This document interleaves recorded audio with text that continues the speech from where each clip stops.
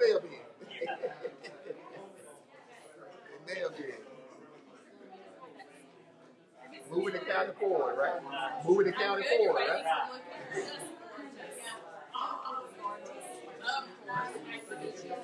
Is that me? Thank you. You want your tablet? Sorry.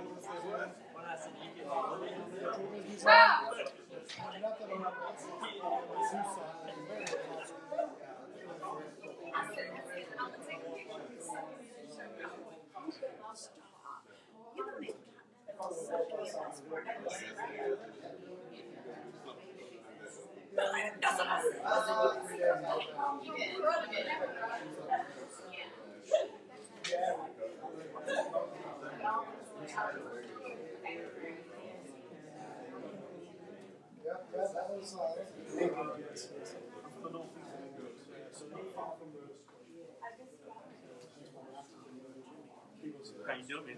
You sick? Yes, sir.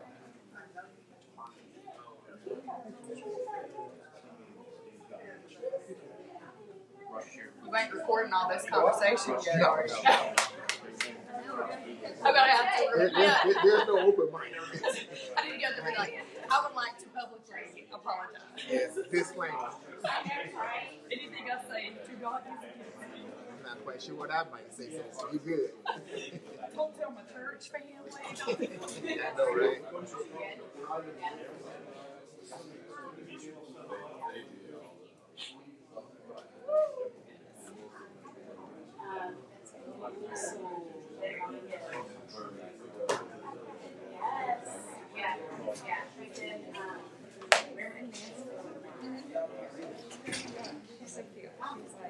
Your Nana? Y'all really, really close. Love that. How bad an hour did I think about it to their house underneath my tent. Should I? Oh, she's the one in Texas. Yeah. I have one weekly. I love her. So, like, that is so hard.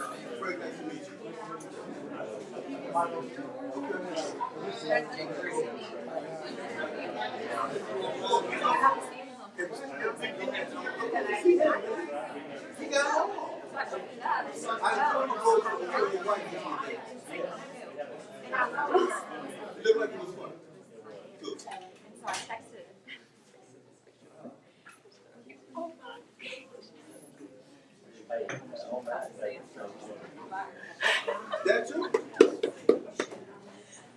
Is he going to do this? Yes, sir. It's warm and ready to go.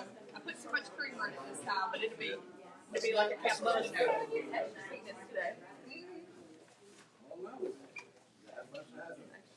Today. I've been living on an edge.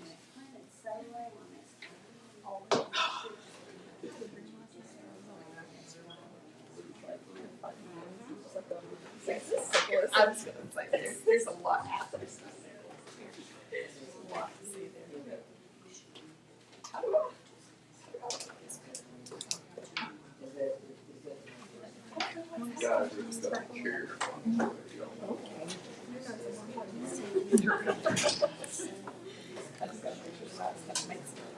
That's what the lady government does.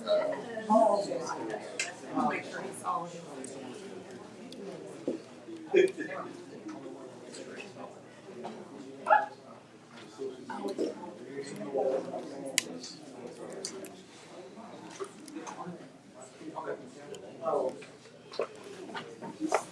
No, I called and I'm really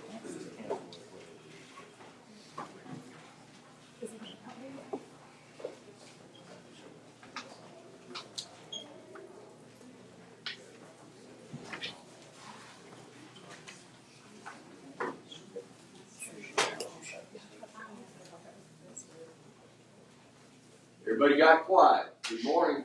Good morning. Looks like we have a filled agenda today, which is always good news for the residents, for our constituents.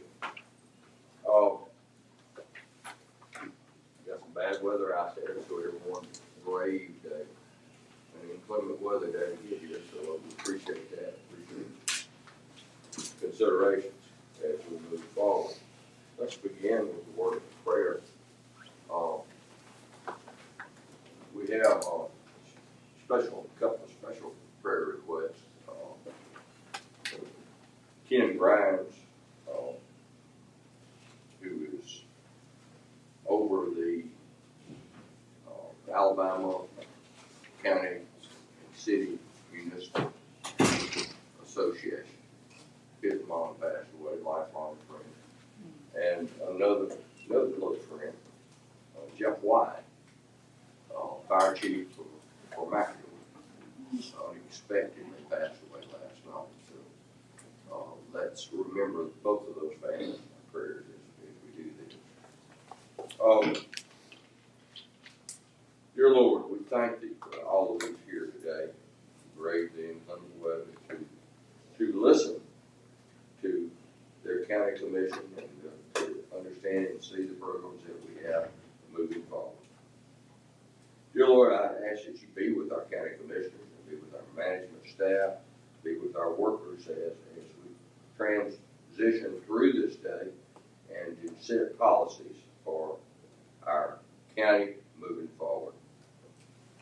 Dear Lord, we ask that you give us the wisdom, the strength, the courage, and the guidance to do things not just for the citizens, but do everything in your name. Dear Lord, we ask these things in Jesus' name. Amen. Okay. Let's begin with District 5. I think we have Incentive is our job incentive with a not to exceed of $100,000. Okay, thanks, Commissioner. Good morning, Commissioners.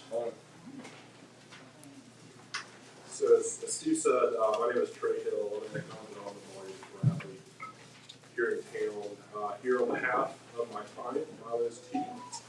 With me this morning is Craig Edwards, who is the Director of Operations for the company. And if you're good with it, I'd like to turn it over to Craig to just spend a few minutes to talk about the company and give an overview of the project. Good morning. Thank you for listening to me this morning. So I'm here on behalf of Milo's Tea Company. As some of you might know, Milo's was founded in 1946. Our headquarters is in Bessemer. Our CEO is Tricia Warwick, who is the granddaughter of Milo and Big Carlton. It's a woman-owned, people-first company with a 1% profit pledge. Just to tell you a little bit about the business, about how it's growing and expanding and where we're trying to get to. It's approximately 700% revenue growth over the prior 10 years. That's 700%, just how we beat that, because it's astounding. So it was 30.3 million in 2011. It's now 242 million in 2021. Our increased volume of cases is approximately 630% over the prior 10 years. Again, 630%. 4.4 million in 2011. It's now 32 million in 2021. And as of Q4 2021, Milo's Tea Company employed 312 employees in Alabama, earning an average wage of $70,000. So the project we're looking to do, there's two projects in Jefferson County. One is to acquire, renovate, and equip a new 70,000 square foot building on Dublin Lane, Bessemer. It's adjacent to the company. We're looking to use this for bottle blowing for the business, also warehousing. We will employ people to do those roles. The second area is to acquire, renovate, equip, and operate 110,000 square foot former Barber Dairy plant, which is located on Barber Court, Homewood. Now, we're already in here running one line currently. We have one line of lemonade running at this moment in time as we speak, and we're looking to expand that to 4 lines in the coming year. In addition, retaining the previous mentioned 312, Milo's Tea expects to employ 291 net new full-time employees in the county. earning an average hourly wage of $25 per hour, exclusive fringe benefits. Total capital investment for Milo's, the project is estimated to be $106 million, is what Milo's going to invest, $48.6 million in Bessemer, and $57.9 million in Homewood. So we have been working with Commissioner Ammons and his team for a while on this project, and it has received tremendous support both from the city of Bessemer and the city of Homewood. The Bessemer IDB approved property tax abatement and sales and use tax abatement on the Bessemer portion of this project. Likewise, the city of Homewood has done the same thing. Sales and use tax abatement on the purchase of construction materials, property tax abatement for a 10-year period on real and personal property for the Homewood portion. We've been working with the Alabama Department of Commerce as well, who is committed to provide some JOBS Act and AIDT training incentives for the project. We had the Birmingham Business Alliance commission some economic impact analyses with respect to both the Homewood and Bessemer portions of the project. And even when you take out the tax abatements that I just mentioned, that the IDB and the Homewood City Council approved, Jefferson County can still expect to gain approximately $6.7 million of sales, use, property tax, and other revenue over the next 10 years. So a great return on the investment, and we're asking the commission to respectfully consider approving on Thursday. Commissioner Ammons alluded to it. The cash grant model that you guys have utilized over the last several years and winning some great economic development projects in here, where they would pay $2,000 for every job that earns $50,000 a year, and that job needs to be employed in the county for at least 12 months. Scales up to $3,000 per job at $75,000 plus, and $4,000 for each job that earns over $100,000. Excuse me, if you're on Zoom or you're streaming, please mute. She wasn't saying who was you. Well, Commissioner Ammons mentioned this, that the total incentive is capped at $100,000, which I think is a very important note to mention, because in addition to the 312 existing employees that Miles T has, the correct mention, they're committed to create 291 net new jobs, earning an average of $70,000 plus. So if you were to actually take those 291 jobs and run them through the model of 2,000, 3,000, and 4,000, it would actually equate to about $363,000 grant. But again, the county is capping it at $100,000 a year. So with that, I'd love to turn it over to you guys and see if you have any questions. We'd be happy to shoot my questions. So it's about $25 an hour. Yes. And 291 full-time employees. Yes, ma'am. Correct. You New employees. at both locations. $106 million for the year. That's correct.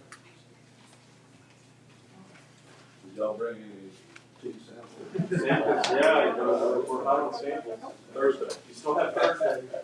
Move the All in favor with that? Thank you, Dan. Thank you. See you on Thursday. See you Thursday. And that is the end of my report.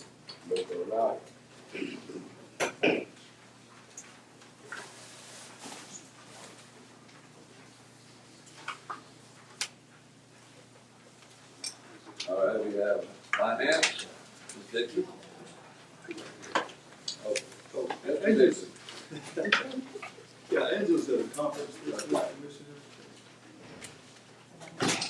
I'm sitting here to help her transition this, but we have these standard items on the agenda, the procurement card, statement approval, the disposition of fixed assets, the unusual demands, encumbrance reports, purchasing agenda, purchasing exception reports. There is one budget item on here, Commissioner. This is to formally adopt a budget for special revenue funds. Those are new funds that were created this past year as part of the auditing process. And we're just asking for the commission to give us formal adoption of the budgets for those particular funds that will be added, and they will be part of the budget package moving forward. Ask a quick question. Sure. So that's the Gatsby for, Yes, this is the new Gatsby requirement that's identified 3 funds, and these were funds that have been maintained by the commission, some other departments. I think 2 of those are in the sheriff's department, their discretionary area funds, and also 1 for the law library. These are smaller funds, and we did not have those in our munis reports, so we're asking for approval to actually establish the budgetary items for those formally so that we can add those to our audit report. The finance is doing a really good job. They're seeking a certificate for excellence in financial reporting, and this is one of the minor requirements of achieving that certificate is to make sure that we have specific budgetary items for each special revenue fund. So those 3 newly created revenue funds, this is just to add the budget for those. I'm the budget 20%. Have a motion and a second. Any further discussion? All in favor, please say aye. Aye. Thank you. Budget management, multiple staff development. Do I have a motion? Move that. Have a motion and a second. All in favor, please say aye. Have the personnel board. Is anyone on the personnel board? I have 2 items on the personnel board. Move. Have a motion. All in favor, please say aye. And the sheriff is same thing for travel regular. Motion second. All in favor, please say aye. Board of Equalization, we got captured software upgrade. Have a motion. All in favor, please say aye. I did have a question, but I'll ask all the time. Board of Registrars. Mr. Stevenson, are you on? Move that. Have a motion? Second. All in favor, please say aye. All right, Developmental Services, Lead 220003. Yes, sir. This is the application of Alder Ivy for Mount Zion Primitive Baptist Church. We requested a map amendment from R1 and C1 to institutional 1 to remove split zoning from the property and also bring the existing church into compliance. The property is located at 2601 and 2613 Forrestville Boulevard in the Westwood Adamsville area. There was no opposition at the Planning and Zoning Committee, and the Davis County Planning and Zoning Commission is recommending approval. Have a motion? All in favor, please say aye. D 220004. Yes, sir. This is the application of Mr. Kerry L. Trawick, representing himself as the property owner. He's requesting a map amendment from A1 and C3 to A1 to remove split zoning from the property for residential use. Of course, residential uses are not permitted in the C3 zone district. This property is located at 7005 Bankwood Highway in the Dora area. The property consists of 2.11 acres. There was no opposition to this rezoning request, and the Planning and Zoning Committee is recommending approval. I'll move. Second. Have a motion and a second. All in favor, please say aye. Z 220006. Yes, sir. This is the application of Jerry O. Perry, engineer representing the property owners Melvin and Nancy Head. They're requesting a map amendment to rezone the property from R1 to A1 for a modular home as their primary residence. Modular homes are not permitted in the R1 district. That's why they're requesting the A1 zoning district. The address is 9126 Taylor Road in the Beshman Gilmore area. There was opposition at the Planning and Zoning Committee meeting. The A1 district will allow manufacturing modular homes as well as mobile homes, but the opposition was more directly related to the applicant putting in a trailer. The Planning and Zoning Committee is recommending approval based upon 4 conditions, and I'll read those for you. Number 1, the structure must be a modular home, not a manufactured mobile home. Number 2, the manufacturing construction must be certified to comply with the ICC construction code. Number 3, it must have a 7 and 12 pitch shingle roof, front and back porches, and no chassis in any form. And number 4, lastly, must be crane installed onto a permanent foundation that also extends fully under the front porch. I'll move that. Second. Have a motion and a second. All in favor, please say aye. Aye. Z 220009.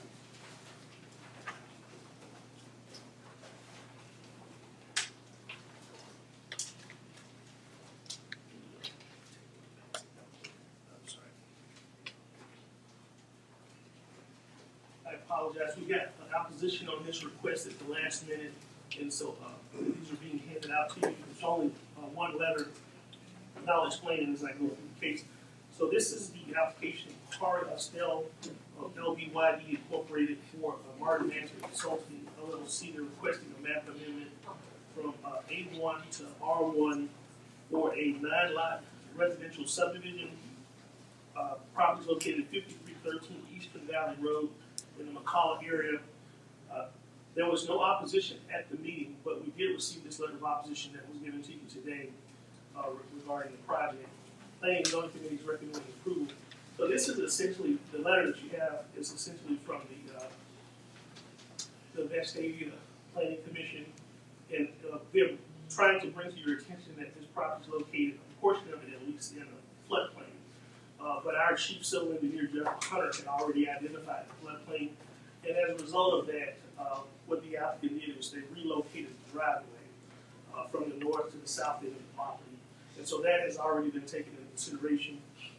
Again, the Planning and Zoning Committee is recommending approval, and you have the one letter of opposition. Will this have any kind of a turn lane to go into and out of that neighborhood? That proposed 9-lot neighborhood? Give me just a second.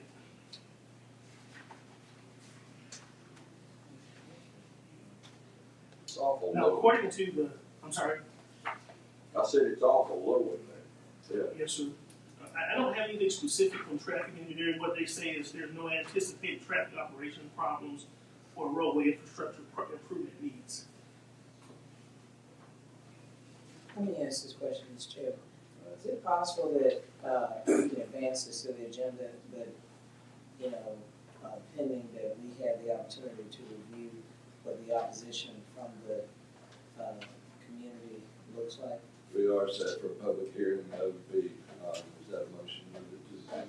Yeah, move it to the agenda, Yep. pending that we have the opportunity to review what has been presented this morning. You know what I mean? Yes, ma'am. Second. I'll second. All in favor, please say aye. Aye. Z 220011. Yes, so last case for the day is an application of TC Becklemore representing Red Mountain Greenway and Recreational Area Commission.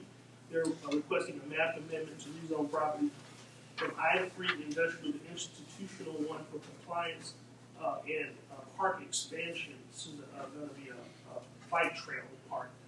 The property is located 1679 Margaret Avenue, 955 Winona Road, and 2480 Shannon Oxnard Road. The site consists of 89.19 acres. It's located in the Red Mountain Park area. There was no opposition, and the Planning and Zoning Committee is recommending approval. Move the item. Can I ask a quick question? Motion second. All right, go ahead. Just for point of clarification. Yes, sir. The third line, second third, it's moving I-3 to I-1 for compliance. It says for an apartment development on the agenda. Okay. That must I just want to. yes, sir. No, I understand. It's for a parking lot, correct? And park development? Yeah, this will be a park, and that's a minute track issue, and Okay. That's not what I have here, but we'll correct that by the time. I want to make sure that for the record, there was not any, there were no apartments being talked about. This is just for the park. Yes, sir.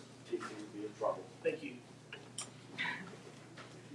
So I have a motion and a second with a emanating from the apartment development. All in favor, please say aye. Aye.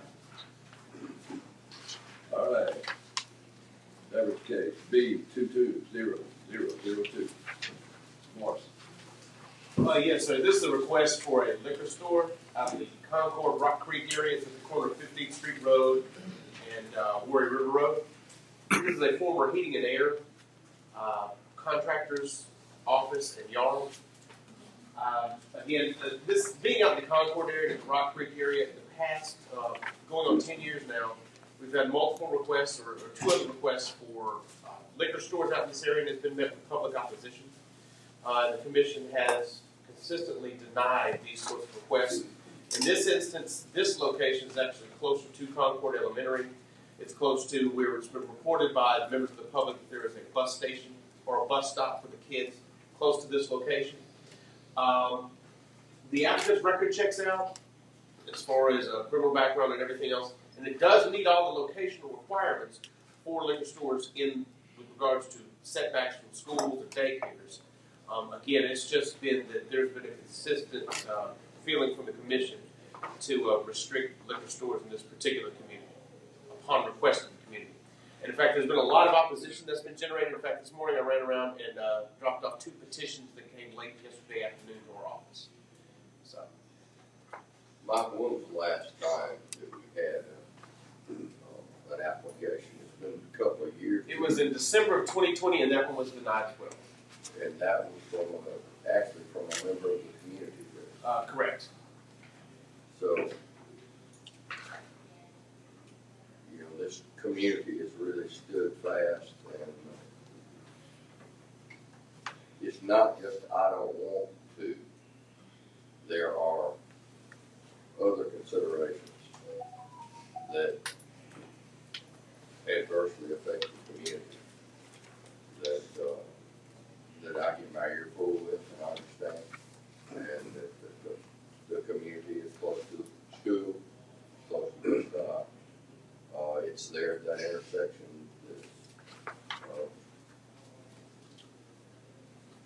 would be difficult for ingress, egress. So I understand. I'm moving to the agenda. Can I ask real quick, with what you brought around this morning, did you count how many? I did not. The latest petition that came was after hours yesterday, and I didn't get a chance to go through that. But there's quite a few It days. seems pretty significant. Right. Yeah. Before I do that, I don't know whether this is the appropriate time or not, but if you had any conversation with the applicant and instructed them about preparing to open or not preparing to open. With regards to the liquor store itself, that's pretty well governed by the ABC board. We did receive a report that part of this building would be used for a bingo hall. And at that point, I did email the applicant as well as have a phone conversation informing him that bingo was not legal in the unincorporated areas of Jefferson County, and went over the list of what sort of violations and process after that. So he is aware. He is aware. Yes, sir. Is he open? Not to my knowledge. It's not been reported from members of the community. I'll second. Have a motion and a second to move it to the agenda. All in favor, please say aye. Aye. All right, general services. Good morning. Good morning. General Services has 1 contract item on the agenda. It is the amendment to the professional services agreement with the architect for the Jefferson County Animal Control Facility project. All right, do I have a motion? Move the item. Motion and a second. All in favor, please say aye. Aye.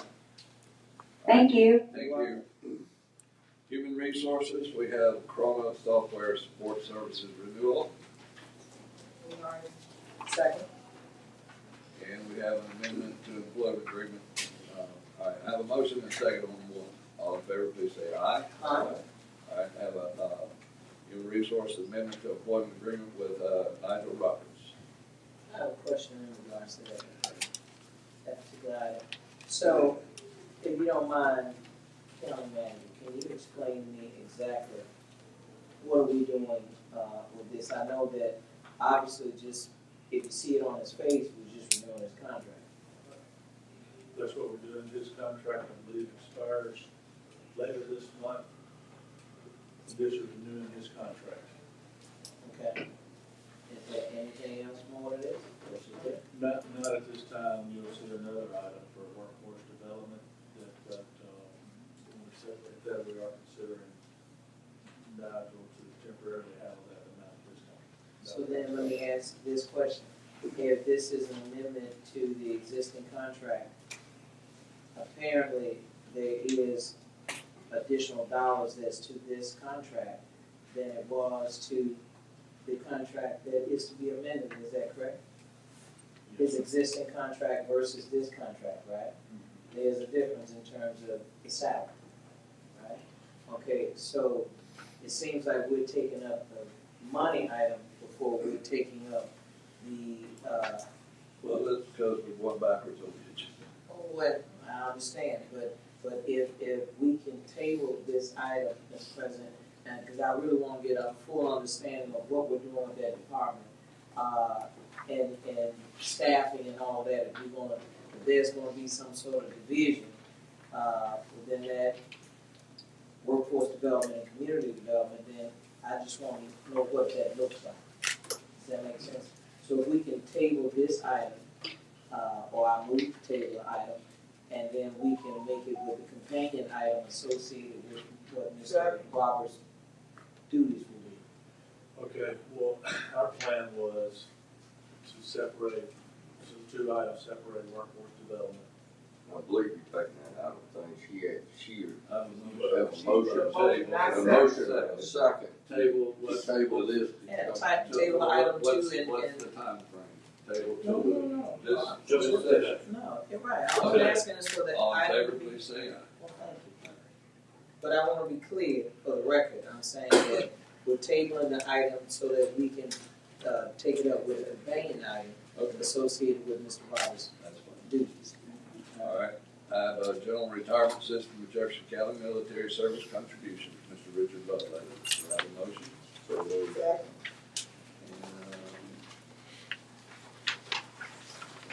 All in favor, please say aye. Aye. Thank you. All right, we got personnel board, we got a Birmingham variance contract. This is for information only, I would assume. Second. Motion, second. All in favor, please say aye. All right, with probate court, I got a staffing amendment, to the original contract, temp force. Thank you, staff, for the amendment. I have no idea what that is. Do we have anybody from probate? Judge, are you on? So it's just switching names. Yeah, this was, I think I can address this, Okay. this was a situation when the contract reflected the name of a company, and the company was subsequently purchased by another company, and so this is just purely changing the name on the contract. I'll move the name.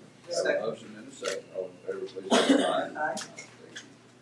All right, I have a resolution for District 4 salary changes and the JRC 3 grant for Right, Palm one Hill and Fire. two. Second motion and a second. All in favor, please say aye. Aye. That'll complete my report till we come back to my table motion. We have one item that's carried over. All right, administrative infrastructure committee. Roads and Trans has, I know 7 on one page. I move 1 through 7 and good for them for getting approved MOUs. There is a motion made and seconded, all in favor say aye. Also, now we have 8 through 23.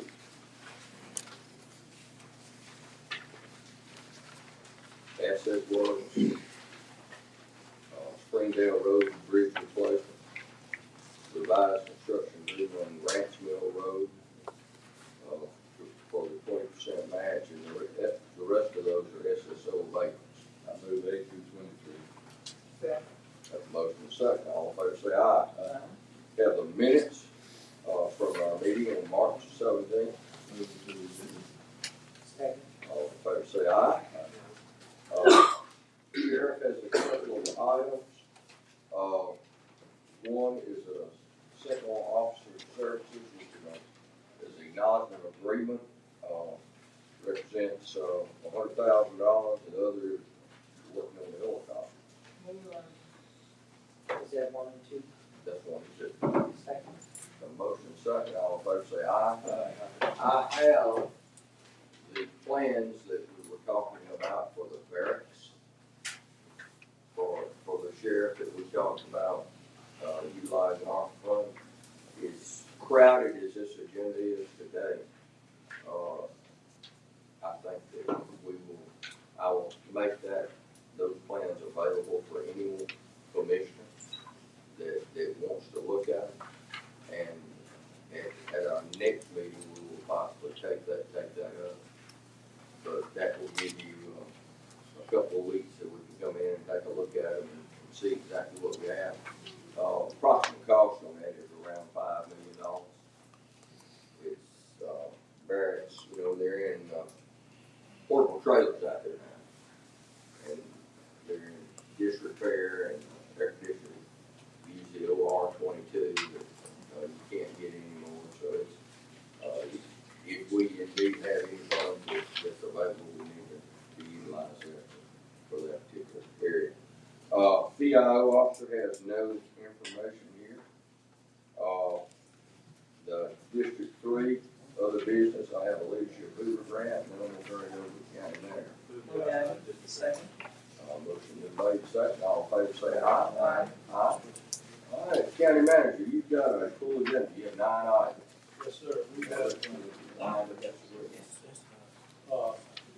the food insecurity program, and based on your request, we've invited all the vendors to come up and present to you their particular program.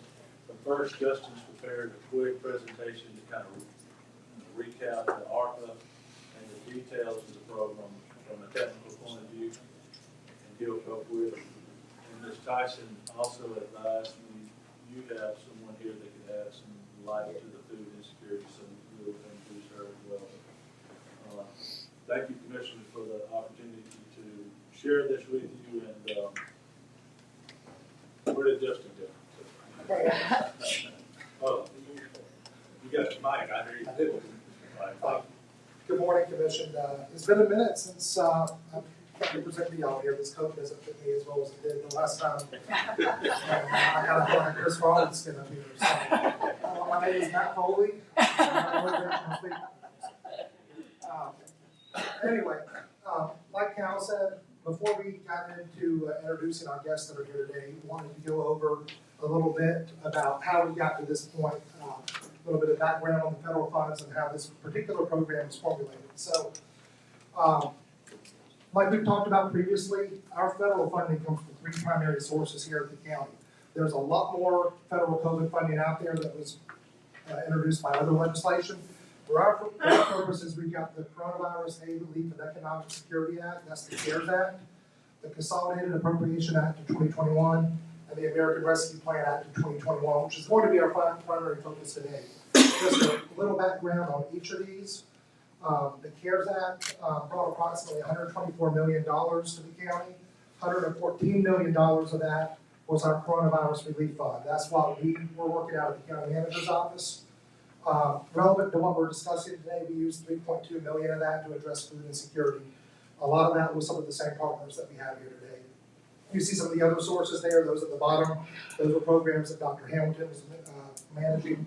And then we had, of course, the voting issue there. The Consolidated Appropriation Act of 2021, that's our first round of our emergency rental assistance program that y'all worked with Dr. Hamilton on. And then the American Rescue Plan Act brought $148 million into the county. Some of it through Dr. Hamilton's programs, the ERAP 2, the HUD Home Program, and then $127 million for the state and local fiscal recovery fund. Is the 16 million in addition to the 13 of one? The emergency rental system. Yes, that's an addition, that's correct. So it's over $30 million total. So total federal COVID aid today to Jefferson County is $284.6 million. Total federal COVID aid that has come into Jefferson County through various programs is actually over $3 billion, which is a pretty staggering number. About $2 billion of that was the Paycheck Protection Program. And some of those were pretty substantial. There were 10 loans over $7 million each, companies here in Jefferson County, and 276 over $1 million each. And those loans were to keep people employed throughout the pandemic and were forgivable by the federal government. So a little bit about the American Rescue Plan State and Local Fiscal Recovery Fund. There's 4 primary uses that were set up in legislation for that. It's to replace lost public sector revenue, to to respond to public health, negative economic impacts of the pandemic, to provide premium pay for essential workers. We've talked about that. The state has pretty much nixed our ability to do that in any meaningful way here. And then to invest in water, sewer, and broadband infrastructure. The ARPA focus is recovery. CARES Act focus is response. Each of you has a pamphlet in front of you with some of the differences between the CARES Act and the American Rescue Plan. It's important to note some of those. Compliance and requirements of 2 CFR 200 take center stage in the American Rescue Plan. That was not as big of a focus in the CARES Act. The focus of CARES Act was to get money out quickly where it was needed. The timeline for these funds is to get funds out for costs incurred on or after March 3rd, and they have to be obligated by March 3rd of 2021, I'm sorry, and they must be obligated by December 31st, 2024. You've got until 2026 to spend them. Every city and every county government in the United States has funds allocated to them. For populations over 50,000, they were a direct recipient. And just another note, we operated under an interim rule for a while. The final rule went into effect April 1st. We've been using it for a little while now. They gave us some flexibility to use that early. But that is the rule that everybody operates under now. That's the final rule. So, what's important for compliance with the ARPA State and Local Fiscal Recovery Fund? Open and competitive process, fairness, following procurement standards, both federal procurement standards and our own procurement standards, having internal controls, utilizing risk assessments, monitoring, reporting, following special rules that they've set for capital projects, making sure that you're able to justify these projects and being able to back up all of that with documentation. So we've come to you twice for allocations from the county manager's office, and what the county commission has allocated to date is $13 million to respond to the public health emergency, $24.5 million to respond to negative economic impacts.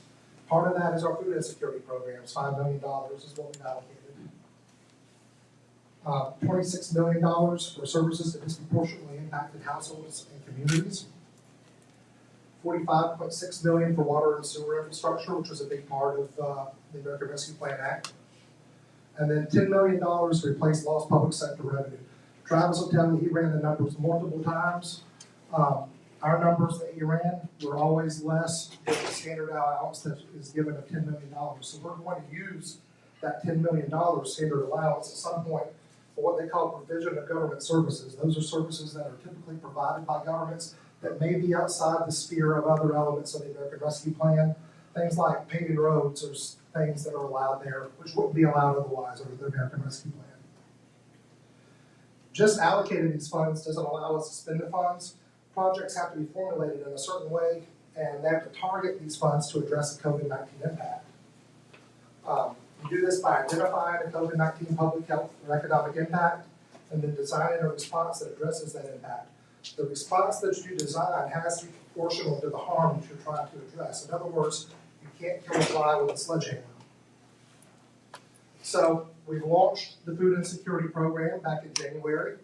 The Food Insecurity Program 1, these funds will run through the end of fiscal year 2022. We launched Tourism Hospitality 1, that's transfers to governmental entities, the BJCC, the CDB, and World Games. The World Games contract has come before you already. One of the BJCC contracts has, and we'll have a couple more at the next commission meeting. In development, we've got Tourism and Hospitality 2. This is going to be centered around the Birmingham Civil Rights National Monument and 4th Avenue Business District. We've got a program coming on substance abuse and mental health response, general aid to nonprofits, housing support, the water and wastewater infrastructure programs we talked about, as well as public health. So, food insecurity is what brings us here today. What is food insecurity? The USDA defines this as a lack of access at times to enough food for an active, healthy life for all household members, and limited or uncertain availability of nutritionally adequate foods. A little bit longer than that, but that's the gist of it.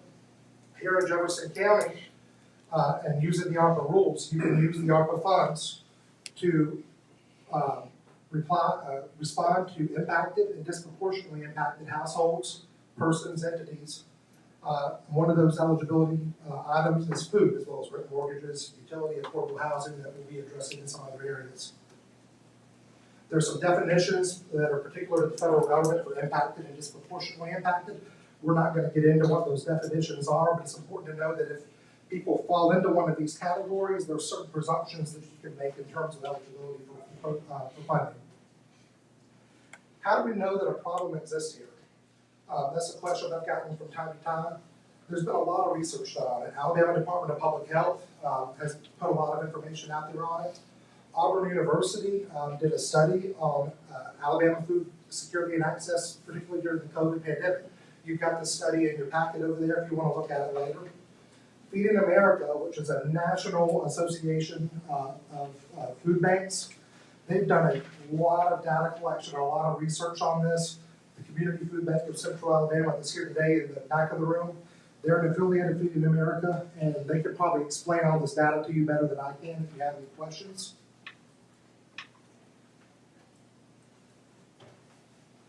So, according to Feeding America, they have what they call a Map the Meal Gap study.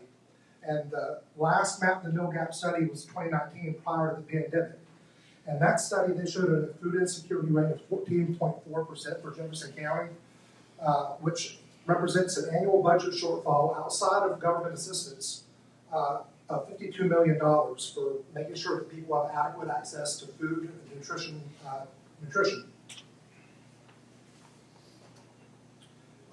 They even break this down a little bit further by congressional district if you want to look at it.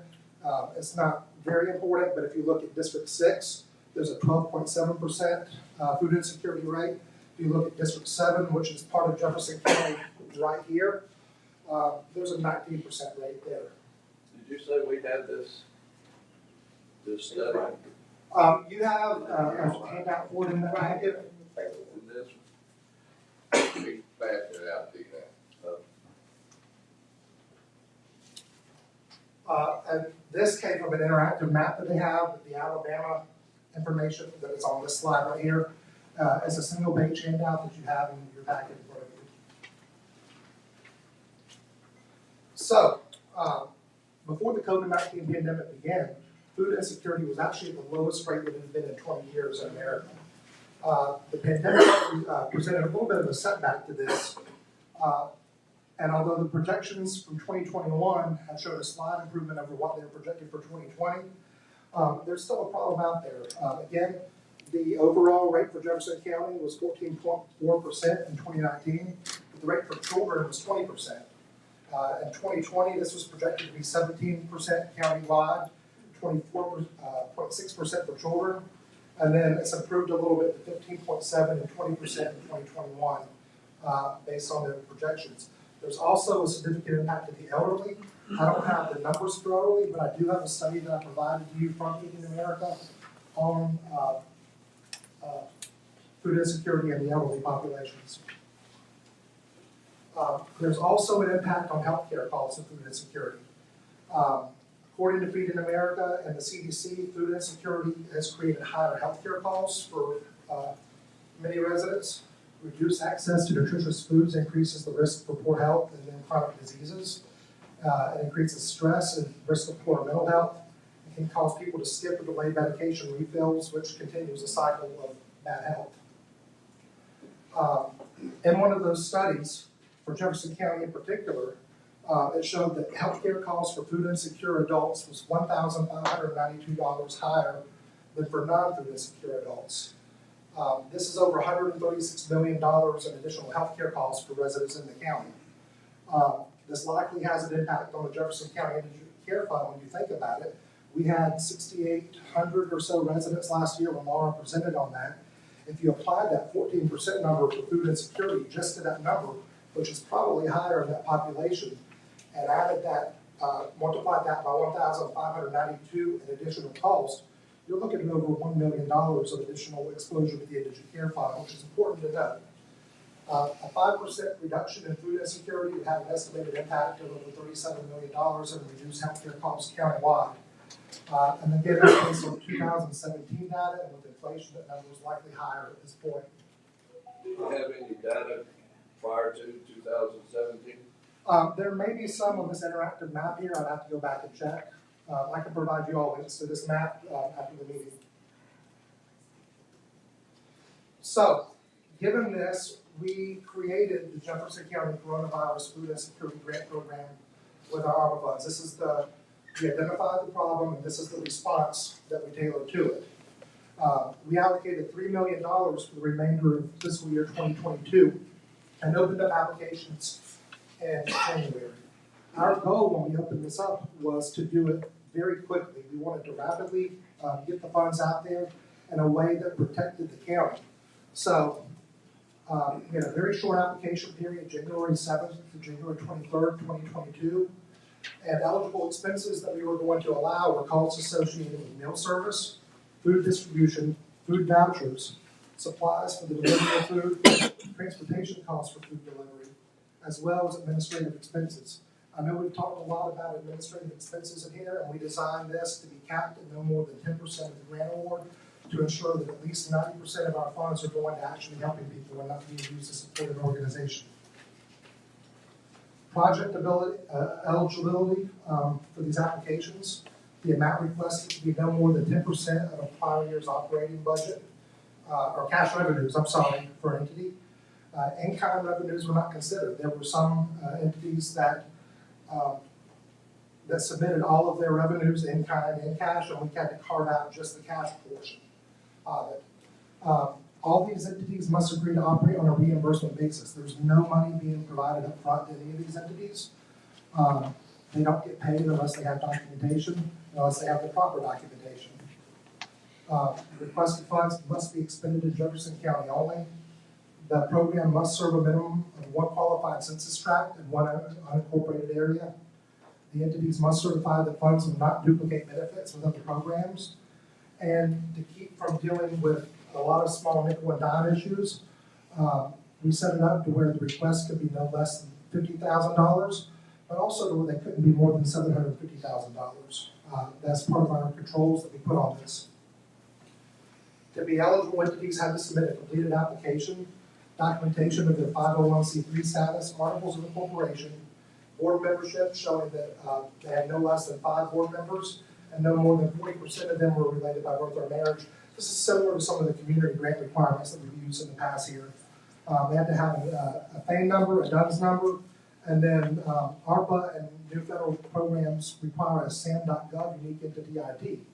They had to provide a projected budget, a W-9, showing 2 years of existence with the Alabama Secretary of State, their last audited financial statement.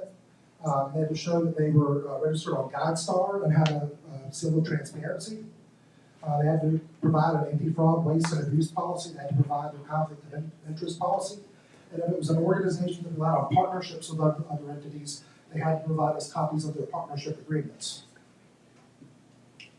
They also had to pass a capacity assessment as well as a risk assessment and be subject to ongoing monitoring and the Single Audit Act, which means they have to get audited for their federal funds. During this period, we received 12 applications. 7 of these met our application requirements, so there were several that were thrown out. Some of these have already been presented to you and approved. Some required some additional work, which is why they just came up at the last meeting and this meeting, but all of the contracts are complete and ready to go for your approval. The way that we set this up, you have different options when you set up these federal aid programs. So we can control it and use these entities as basically as vendors for us to deliver food where we say that we want it to go and who we say we want it to go to.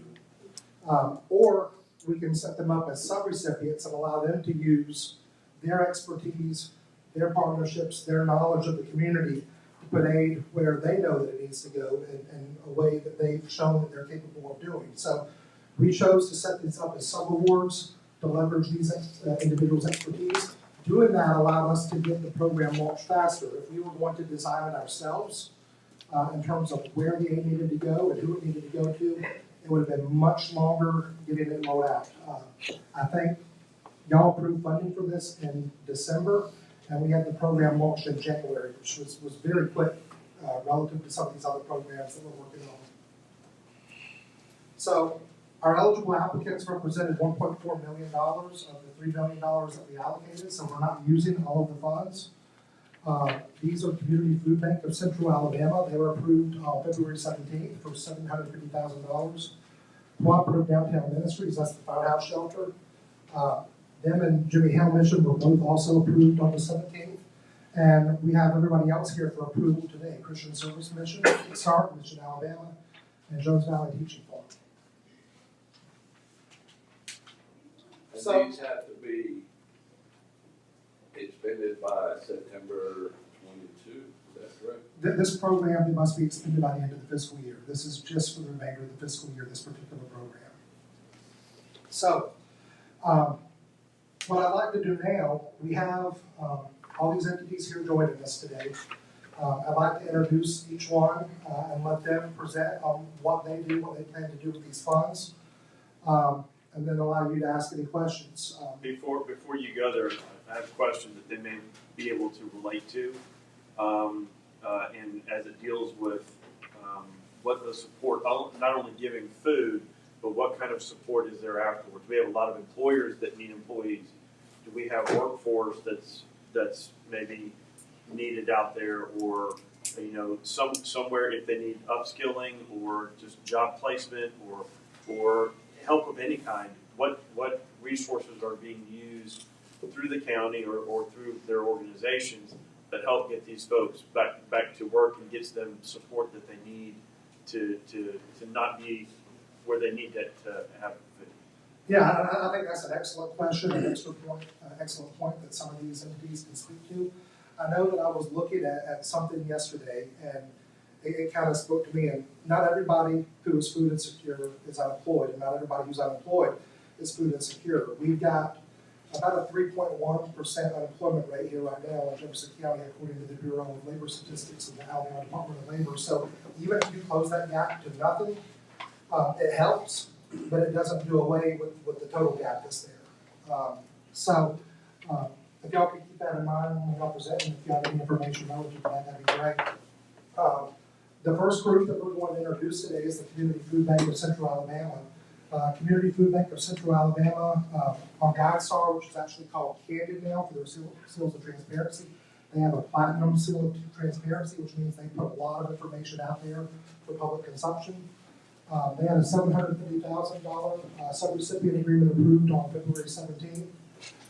We also, just to give you a historic look at them and their interactions with the county, they received $1.1 million under the CARES Act CRF from us. So we have John Barnacastle and Rachel Ford in the back of the room joining us today. And if you're welcome to use that podium, or you're welcome to come up here, whichever you want to do. Okay, I'll probably stand here. Okay. Good morning, everybody. Good morning. You just answer slides with the keyboard. Can everybody hear me okay without the mic? Actually, well, If you can speak into that for our live stream. Okay. Everybody hear me okay? all right. Good morning, and thank you so much, by the way, for this opportunity to address the commission. Again, my name is John Barnacastle. I'm the Director of Programs at Community Food Bank of Central Alabama. We're just thrilled to death to partner with the county on this. And again, just to share more about our work. So briefly, just background, our mission is to feed people in need today while fostering collaborative solutions that end hunger tomorrow. Speaking to the latter half of that sentence, you can see that we're a part of several larger initiatives, even outside of Central Alabama. We partner with a number of organizations and agencies at the federal and state level even to boost food security for folks, again, in our service area and beyond. At the top of that list, of course, is Feeding America, which Justin mentioned. That's the national network of food banks. It's the largest charitable hunger relief organization in the nation, so we're the local representative of them. By the way, incidentally, it serves virtually every county and parish and territory in the United States, including all 67 counties in Alabama. So our service area is 12 counties in Central Alabama. So you can see, apart from Jefferson, our service area stretches as far northwest as Winston County, and then all the way over to the Georgia line. Speaking to the first part of our mission, so feeding folks in need today, last year our organization along with our network of partners, we distributed the equivalent of just over 15 million meals to well over 300,000 unduplicated individuals. We did this in partnership with more than 300 different community organizations. These are largely nonprofits and congregations, faith-based organizations.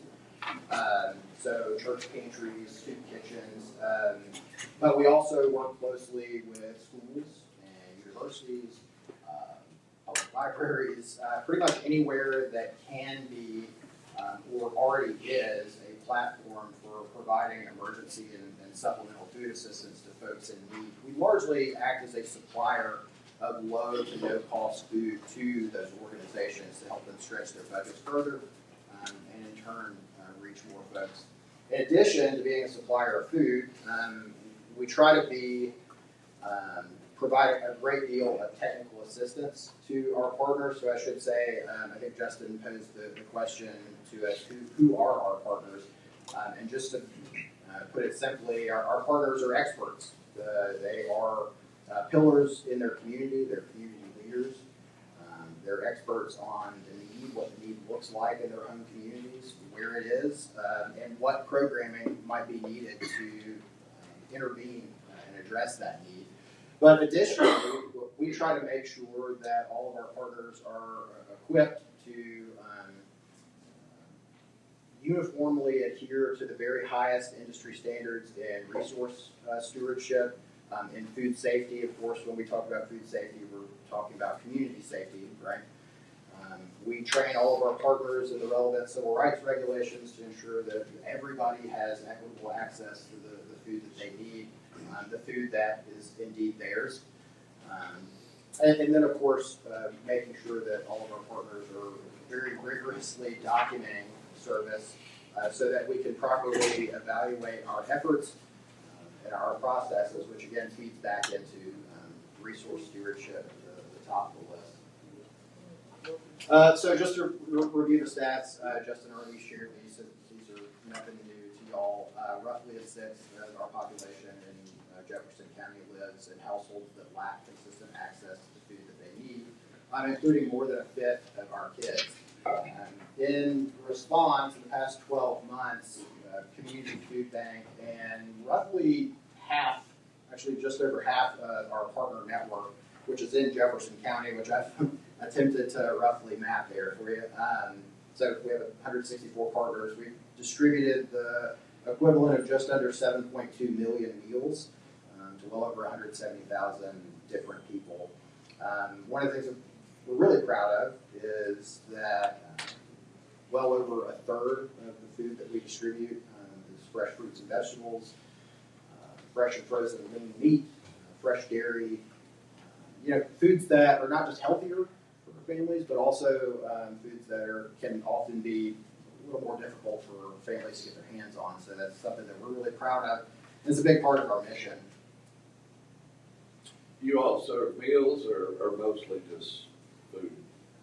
Mostly groceries.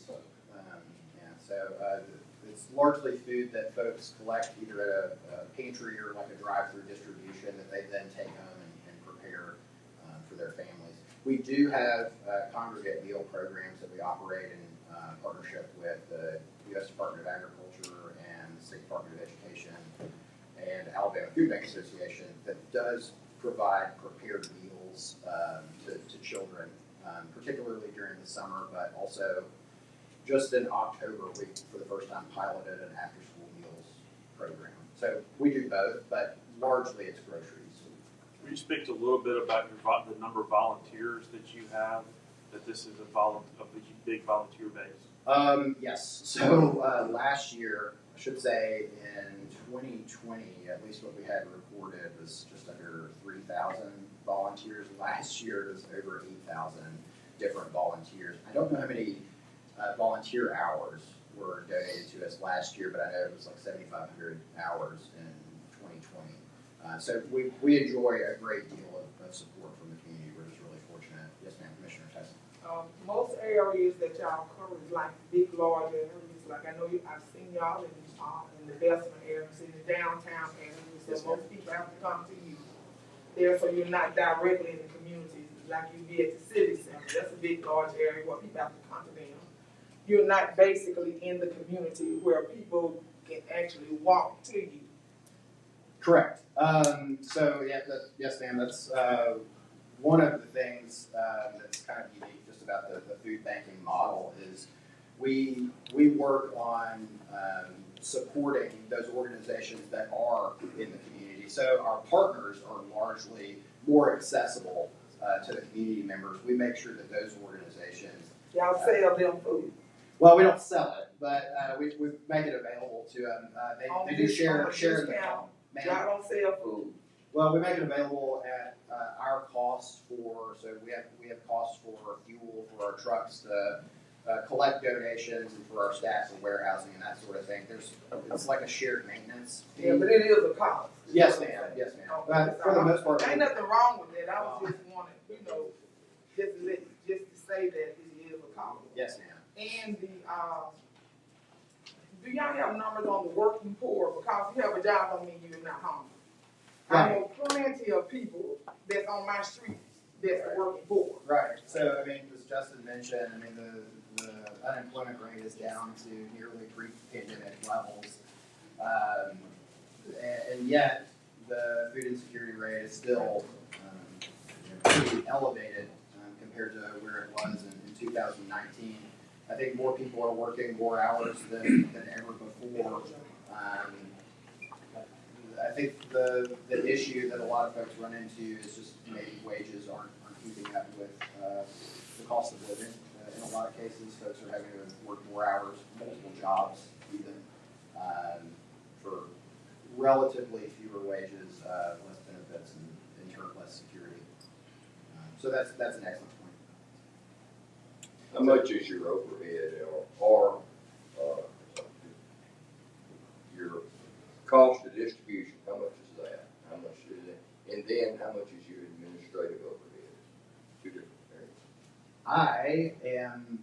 I could mostly speak to maybe our programming as far as business matters related to our business office. I'd have to check on that. I know that overall, if we look at our total budget, what that translates into is every dollar translates into 4 meals, typically. Now, that's of course different from the projected impact of ARPA funding because all of the ARPA funding is going to go towards purchasing food, which is only a portion of how we source food. We largely rely on donations either from private individuals or from companies, largely retailers, or USDA commodities. But I'll have to double check that for you. But it's at least 80% of our funding goes towards programming, at least. So if you figure overhead administrator, you're looking roughly 20%. Don't quote me on that. Yes, sir. I'll need to double check on that. I appreciate it. I'll get that number for you, Mr. Stevens. Yeah, that's a number that we probably need to hear. Absolutely. And I want to say that it's likely provided in our original application. So I'm going to double check. Anyway, sorry. All right. How much of your ARPA funding is going to administrative cost, Justin? No more than 10% for each. No more than 10%. Correct. So yeah, 90% of the funds that were granted to us will go directly towards purchasing food. So the numbers here, these are kind of conservative projections, which y'all know that the cost of food has been pretty volatile the past several months. We feel pretty confident, though, that the amount of funds granted to us will enable us to purchase and distribute the equivalent of 860,000 plus meals, which, given the 6-month time period that we're looking to do this within, that's typically the amount of food that we'll distribute to 15 to 20,000 unduplicated individuals. So we're pretty confident that we'll reach at least that many different people. Overall, a few minutes ago, I asked you about the meals, and you said you're mostly grocery. But now you're back the equivalent.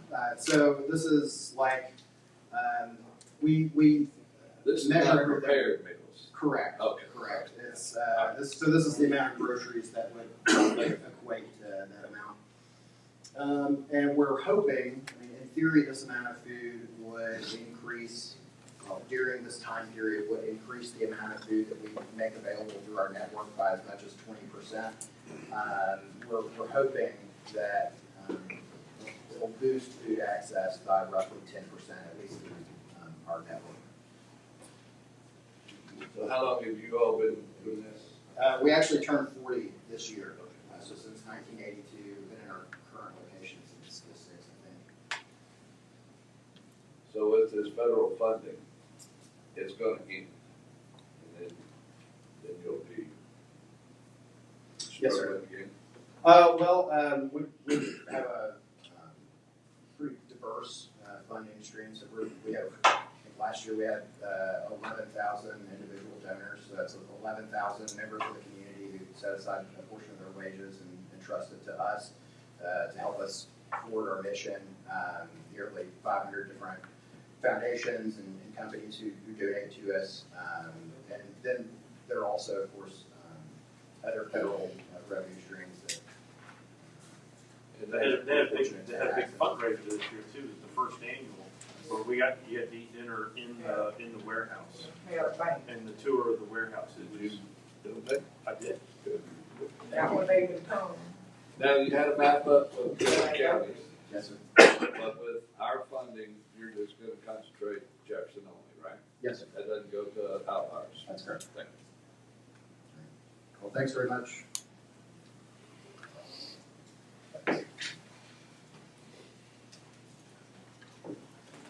Thanks. So our next applicant that we have here today is the Cooperative Downtown Ministries. That's the firehouse shelter. Actually, they are not here. Ann Rigel called me yesterday. She had a family emergency and was not able to come, was not able to send anybody. But they were approved on February 17th, 2022 for a $90,585 subrecipient agreement, which includes $82,350 for meal services and $8,235 for administration. The firehouse shelter has a bronze transparency seal on GuideStar. These funds are going to be used to provide meals for the homeless and low-income individuals coming to the firehouse shelter. It's important to note that they received $59,000 under the CARES Act. And since 2018, they've received just over $4,000 in community grants. That was a 2019 grant from District 5. Firehouse Ministries serves 3 full, hot, nutritious meals a day to the homeless. They open lunch up to the entire homeless community. In recent years, they've served an average of 90 to 125 meals for lunch every day. And then they also have meals at night for the group that comes in shelters. Ann can come in and join us another time if you would like. But since she's not here, I'm not going to speak to exactly what she does. We'll just go on to the next applicant. But I do have some photos here of what their meal operation looks like there at the firehouse shelter. The next applicant is the Downtown Jimmy Hale Mission. They are a GuideStar Platinum certified organization for transparency. We had a $120,000 subrecipient agreement that the Commission approved on February 17th. This includes $114,000 for meal services, a little bit over $2,000 for supplies, and $3,000 for transportation. The purpose of this grant was to provide meals for clients at the Shapiro Men's Center. You know what, you're here. I am here. We have Tracy Guidry. Feel free to continue. I will note that they received $16,500 under the CARES Act CRF, and since 2018, they received $7,500 in community grants from District 1 and District 5. So, Tracy? So after listening to the questions that you had for him, I'm terrified. Just to let you know, I've been with the Jimmy Hale Mission since November of last year, so I'm brand new to Jimmy Hale Mission, not brand new to the nonprofit sector, but just brand new to the Jimmy Hale. So Jimmy Hale Mission has been in operation since 1944 in the Birmingham area. That's 78 years. Has a wonderful reputation for serving the homeless. Just to give you a little bit about what we're doing now to speak to the different programs that we're offering now. Jimmy Hale was established as what we call a hot and a cot. So you would come in, have a hot meal, a place to sleep, and then you would leave the next day and just repeat repeat. So we've changed our focus in the most recent years. Homeless, there's a root cause for homelessness. And so our focus has been to discover what that root cause is, and not only to discover it, but to help people transform their lives so that they get away from that whole poverty thinking. When our clients come to us, they receive programs in 5 different areas. We deal with their physical issues, their social issues. We deal with their vocational issues. So we have programs to focus on those 5 different areas. They'll come in first, they'll start to deal with those traumas that have happened to them. We find that a lot of traumas have happened to our clients, and we deal with those traumas. We've also found that most of them come in with an addiction, and so we're also dealing with those addictions. They'll come in, we work on all of those issues, and once we get them to a point, we put them into educational services. We provide them with job training. We also provide them with job placement. So if a resident stays with us, it's 15 weeks for the general program, and then they can go into continuum of care. We'll stay with them, we hold their hand, we get them through. It's about a 3-year process from the time that they come in till we get them to self-sufficiency. And so now we're actually working, we have graduate living, and we're working with financial programs to even get them to home ownership. So we don't want them to come in, just have something to eat, and go back out and have the same issues that they had when they came in. So that's the focus of Jimmy Hill Mission at this point. Do you guys have any questions? I know y'all have some of your clients that actually stay on Macmillan Avenue in some apartments that has transitioned over there. Yes, ma'am. Yeah. Yes, I take them groceries. Yes, ma'am. And the ARPA funding, that is 100% will be used on meal services. There are no administrative costs associated with that.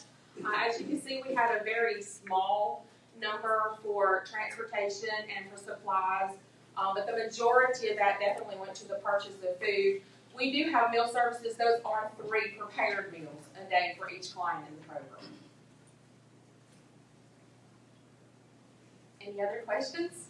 I love you guys so much. I do have one. Yes, sir. What is your recurrence or recidivism rate that you see somebody coming back after your program? Now, I could not give you the actual percentages of that, but I will tell you we do have folks who relapse, but they're also invited to come back to the program.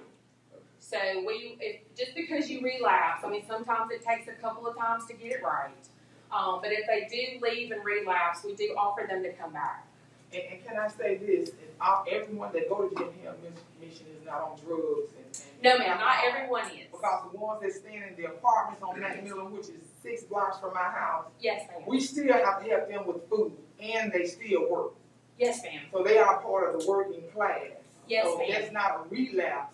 That's that they still need help. Yes, and ma'am. we set up an outdoor food pantry for them. Yes, ma'am. That they do help us maintenance and keep up. Yes, ma'am. We do have a very strict program when they come in. I mean, they do have to adhere to our standards and our policies. Thank you very much. Don't we have any harder questions? Oh, no, thank you so very much. I love you. Trust me. So the fourth group that we've got here today is the Christian Service Mission. I think everybody in the room here knows Tracy Hibbs, who's joining us today. Christian Service Mission has a silver transparency seal on GuideStar. We have a $190,000 recommended sub-award grant for them, which includes $150,000 for food distribution and $40,000 for supplies. These funds will be used to distribute pantry frozen food boxes to low and moderate income and vulnerable populations of Jefferson County. Worth noting, Christian Service Mission received $500,000 from the county's CARES Act allocation, and since 2018, they received $61,900 in community grants from districts 1, 2, and 5. So, Tracy, if you'd like to join us, if you have a handout, I'll be happy to pass it out, or you can, and I'll play with you. I'm gonna take less time than you took. My name's Tracy also, we're twins. No, I am the Executive Director of the Christian Service Mission, and the Christian Service Mission has been around for 51 years, serving Birmingham primarily in the food area for 51 years. And so we as an organization connect resources with needs. So we build relational partnerships. So the question was asked, what else do you do besides food? Well, besides food, we do no direct services. We do all indirect services through our partnerships. And so we serve over 150 current partners in the Jefferson County area, serving 41 of the 55 different zip codes in Jefferson County. So about 95% of our operations are done within Jefferson County. 5% we do serve national disasters all over the United States through trucks and services like that. We work with the city of Birmingham to distribute those goods that they collect to go to any disaster in the United States. So this currently shows you some pictures of what we do. I passed out a handout. In the last 2 years through COVID and all that, we've mobilized thousands of volunteers, and we've served over 278,000 families in the last 2 years through our food efforts and all that. I'll tell you, thank you for your $500,000 from the CARES Act. That was a blessing. We took that and turned it into $1.6 million of food that we passed out. So our goal is to multiply, not to take away. And you reimbursed us, and we turned right back around, and we bought the same amount of food and even more.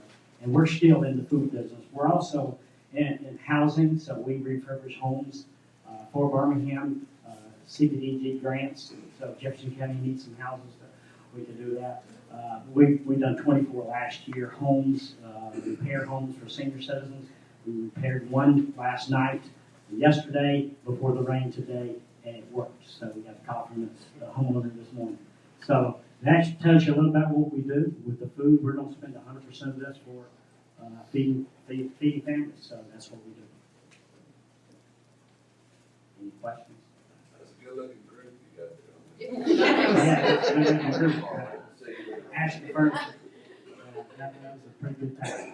So we appreciate your partnership, and we appreciate what you do. And we honor you, and we serve a lot of faith-based partners, and we want to deal with the whole person and not just with the food issue. We all have supplemental food, but there's food that lasts forever that we believe in. So we want to partner with the churches and nonprofits and faith-based. Just about everybody in here we partner with. So we're blessed to be working together in this city. And I've been working with Tracy for the 51 years they've been in existence. You've been doing it 51 years? Yes, since I was 10 years old. Wait, you said you were 39? Thanks, 39 There's 39? The next group that we've got here with us today is Kickstart Inc. Kickstart has a gold transparency seal on GuideStar. We have a $175,000 recommended subaward on today's agenda, which includes $96,000 for food for distribution, $11,000 supplies, and funds for transportation and administrative costs. These are going to be used to prepare and deliver food boxes to underserved and low and moderate income individuals and families in Jefferson County. It's worth noting they received $400,000 under the CARES CRF. I don't think they've received any community grants for us in the past. I didn't see any record of that, but I do believe that y'all may remember them coming to a commission meeting a couple years ago and presenting and showing some samples of some of their boxes. We've got a handful of folks here from Kickstart today. Mr. Jackson, Mr. Streeter, who's going to come up? You're welcome to come on.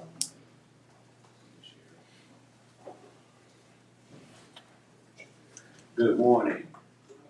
It's an honor and pleasure to be here with you this morning.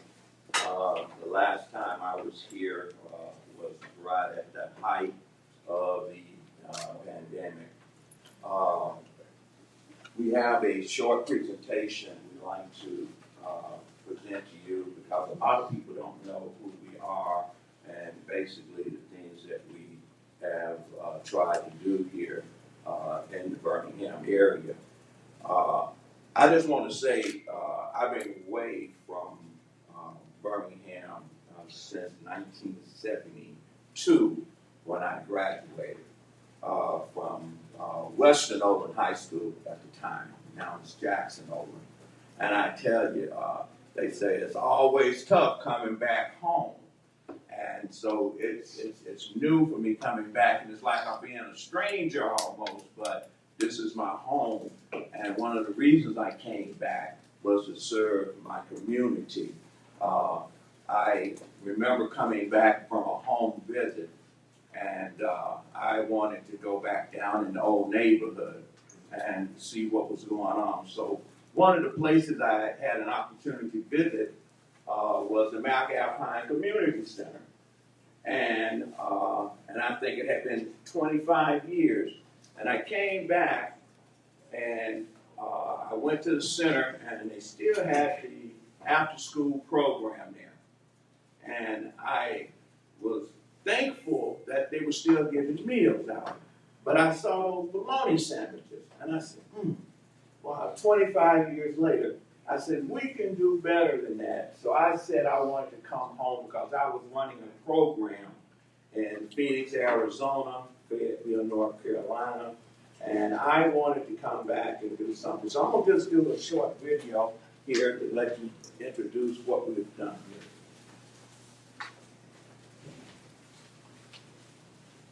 here. Dr. Douglas Jackson. I'm from Birmingham, Alabama, grew up in Ansley. We were running a non-profit 501(c), and that non-profit we set up to work with the Arizona Department of Education and provide meals for after-school programs. And we're also working with the National Food Bank, providing parents of kids food. Kickstart mission is primarily about improving young men and women's lives through resources, through education and technology. The problem that we're working on each and every day is trying to, cut the hunger out from our young people that attend school on a day-to-day basis. Many people don't realize that, they classify our kids as at risk, but don't realize sometimes our kids go without meals day in and day out. And if we can provide meals to our kids and families, then kids can concentrate and be able to think better when they're in school. Keep the 1-6 on your side while the governor and superintendent announced students would not be returning to school. Programs that feed students are expected to continue. After announcing the school feeding program was done, it is on again. Jefferson County Schools began providing meals to students who may not eat otherwise. School districts ending their meal distribution program.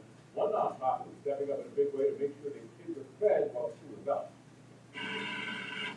Kickstart says their mission is to help out those most vulnerable in our community. And now with schools out and meal distribution programs ending because of COVID-19, they realize that their responsibility has increased tremendously. So we spoke with Kickstart founder Dr. Douglas Jackson.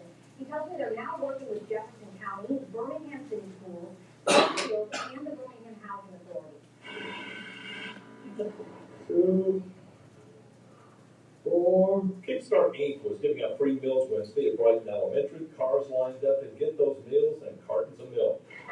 A mother of 3 was just happy to see the return of the program. It's great for the community to give children guaranteed bread. Breakfast, lunch, and a snack for the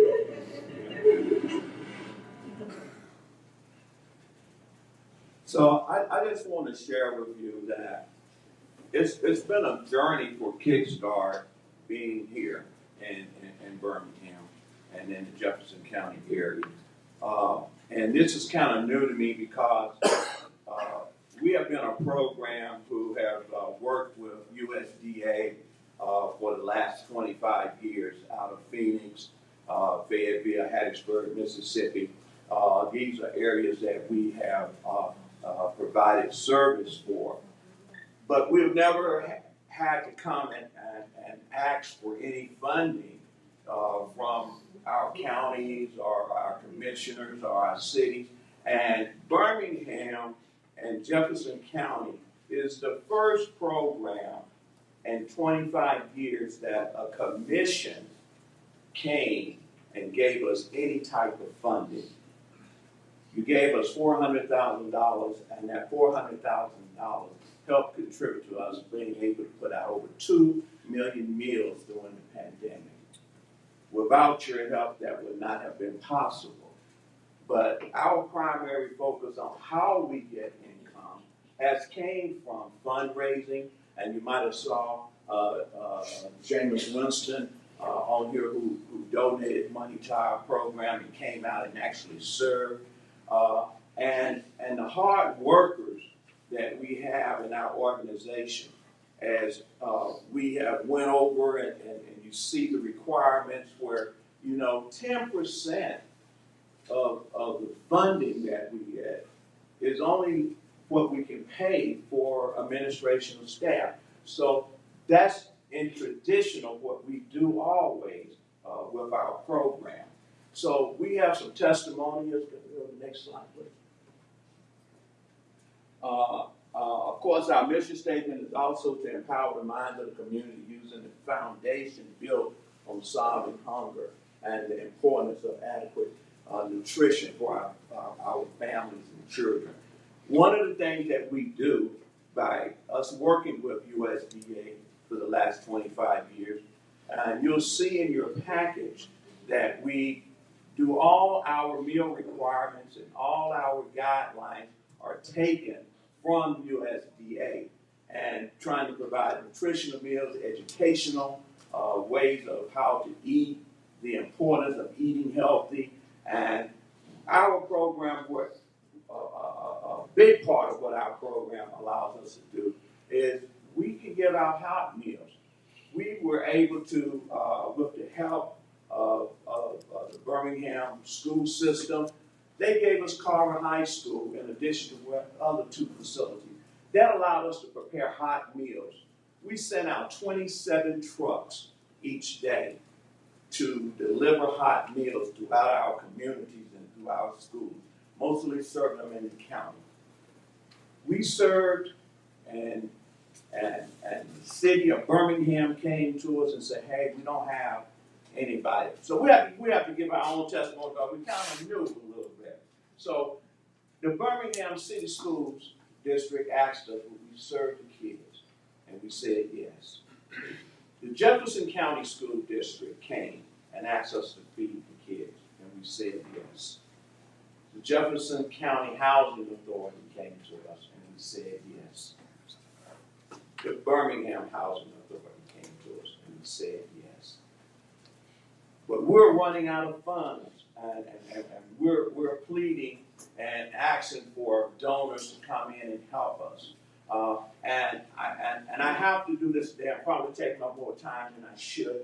But, I'd like Ms. Gordon to stand up for me. Ms. Gordon actually worked and helped us as the CEO to me to help and assist me. But this lady is a 6-figure individual, but never did she ask me for that. And I had to pay her what I could pay her. But it's people like her who have came in. And I'd just like to acknowledge you today for what you have done for this program and coming in and giving them your time and your free will to make it a better program. And we'll also, thank you, we're going to also give some testimonies from some people we have that will serve us.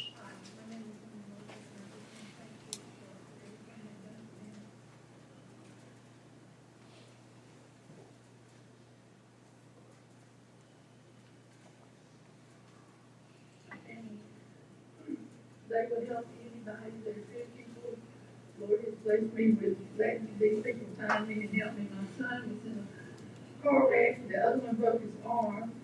I had a wreck 2 or 3 weeks ago. Totaled my truck, put me in the hospital overnight.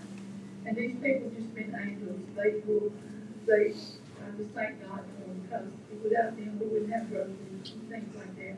So y'all just take care and Lord bless all of them. Thank you. Yes, I will. This has been a good place to come and shop and browse around and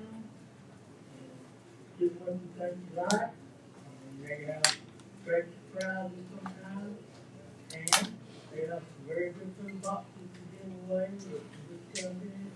I think a lot of people should. Here's some stuff, just to show you an example, have some good stuff. And browse around and have a, if you got time for a good day and shop, they are real good family people. Thank you. We appreciate you coming in so much, thank you. Thank you. These are the Street Police, they help me out a lot, they help me with food and with shoes, and it's Street Police vehicles, and I think you make them out here, they're really nice people here. Thank you very much. Good morning. My name is Michael Woolley. I'm Executive Director of Eastern Sales in the Birmingham area. And I'm coming to you to talk about the amazing Kickstart. They have become such a great partner of ours in the community. We cannot say enough wonderful about Dr. Jackson and Charter. It's just amazing. Just to tell you a few things they've done is they've been able to welcome and let us place our summer interns. These are teams who have a disability of some sort, and they get to work in businesses for the summer. They place our interns. They've hired some of our adult consumers from our workforce development group.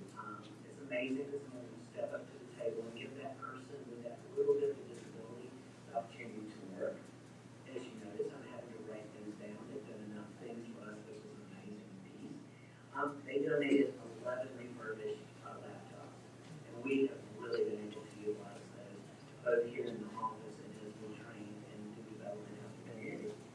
And let's see, finally, back during COVID-19, when we were having such a hard time taking our students on tours to see what businesses are like and how they run, they opened up to let us do virtual tours from their headquarters in Western.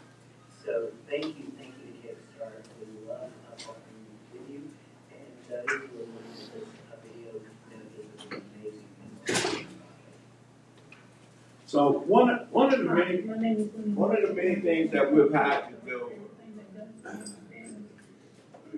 They will help anybody that.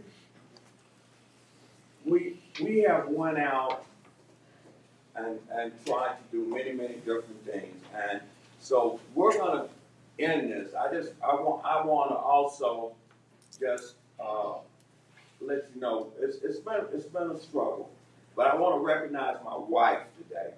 Could you stand up, please? I can tell you on December 24th, 2019, I can tell you where we were. We were out picking up bread from Publix and getting out food boxes. On February 25th, my entire family caught COVID. Today, my wife has no taste, no smell. But that did not stop her or my family and the people who want to serve this community going out and continue to serve. So I'm gonna end this right here, and I thank you for your time and your effort.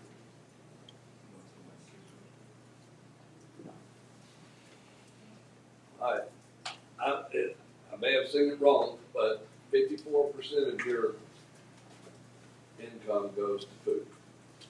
No, sir. 90% of our income, 95% of our income. On one of your slides, it had one of your first slides, I think. What I saw on the first slide.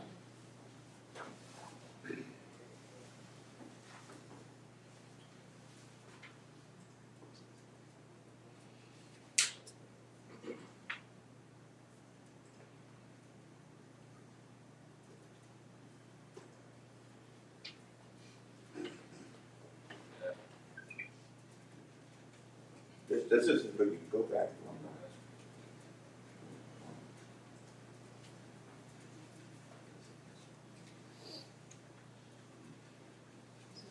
What's the intro slide? It was, That was the information that Justin had. That's the information that Justin provided for. Yeah, if you just go back to the slide, the food for distribution was 96,000. So the $175,000 grant, which is about. That's based on the grant that I believe that's what Commissioner Knight was talking about. $50,000 for transportation, $11,000 for supplies, and $17,500 for administration. I can speak on this a little bit, Commissioner. We may need to adjust their budget a little bit more.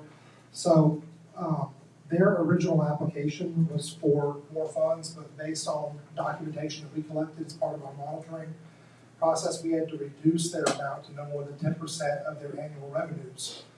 Their revenues had gone down during 2021 from 2020, so we needed to fix that.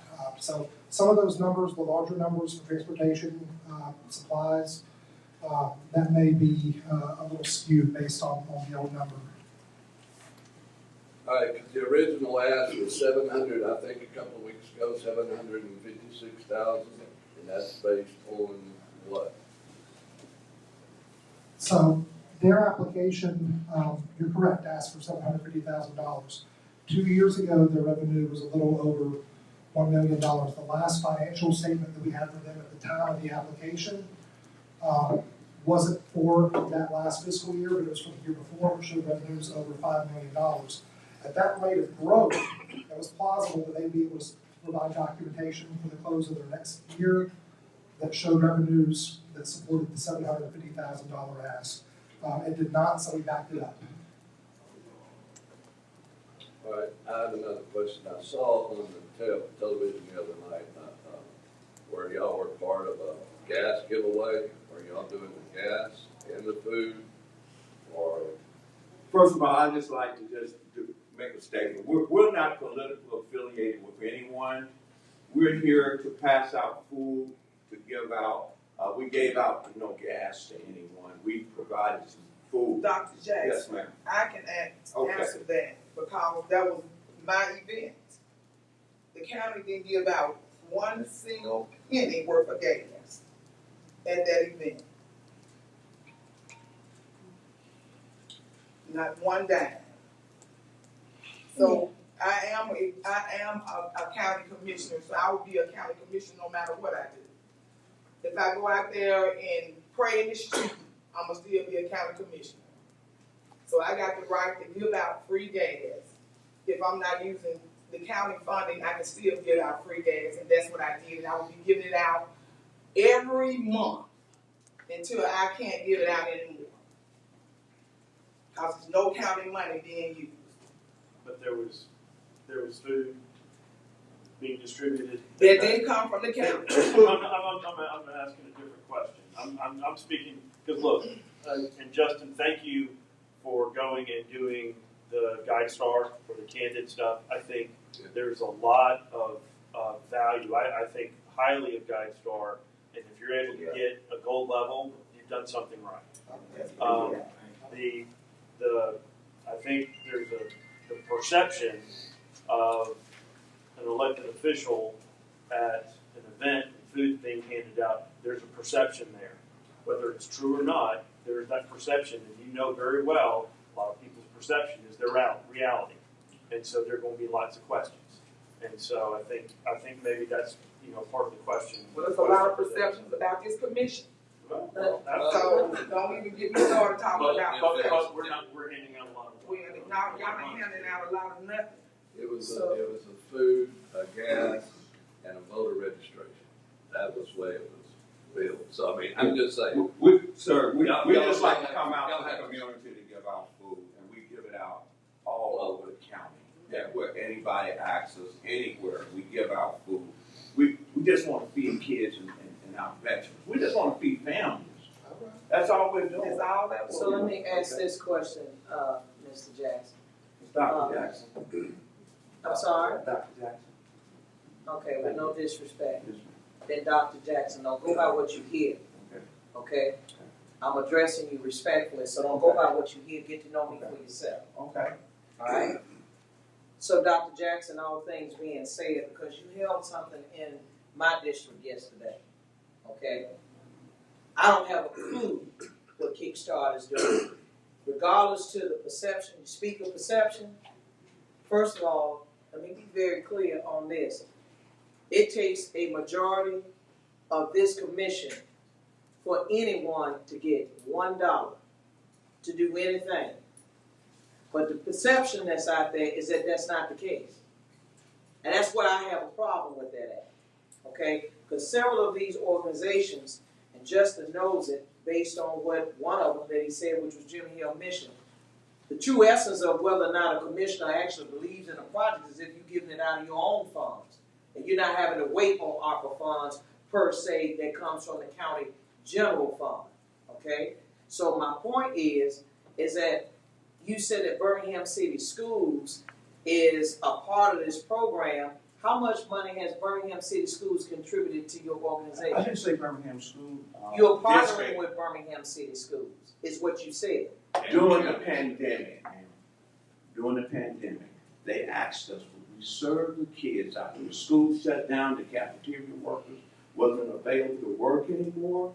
We stepped up and we moved forward and we went out to serve the kids. So you didn't answer my question. I'm asking Birmingham again. gave us no money. Okay, then that's all you had to say was zero. Because because Birmingham City Schools did receive their own funding. Okay? And so if you all received zero, yet you stepped up, yet it was this commission that has been helping to fund all of these various nonprofits, and yet the majority of this commission is being said that we don't care about poor people. And I do take exception to that. I also take exception to, I'm trying to figure out when you all, according to Justin, and Justin, you over here, you can correct me if I'm wrong, you stated in our call at the last meeting that we as a commission don't give directors or make requests in terms of where they are to go. Each organization basically has their own charter or agenda in terms of what they're doing with those dollars. Is that not correct? Yes, ma'am. Okay, so then that tells me, as it relates to you, Dr. Jackson, I got an email just this morning that's talking about a food box, voter registration, and other things that's going on. And I'm asking you, so who is it that you work with, either on this commission or through the county manager's office, that in terms of what you all are doing with these funds? I mean, we still got to give an account for it. I work for the state of Alabama, in the Jefferson County district where I serve food. That's who I work for. I work for you. I work for this community. Dr. So Jackson. I give away food, man. Hold on, Dr. Jackson. Hold on. I'm very articulate. I asked you a question, a very direct question, which is, who are you working with? The city. The city? No, let me finish. Alabama, who are you Jefferson working County. with at Jefferson County?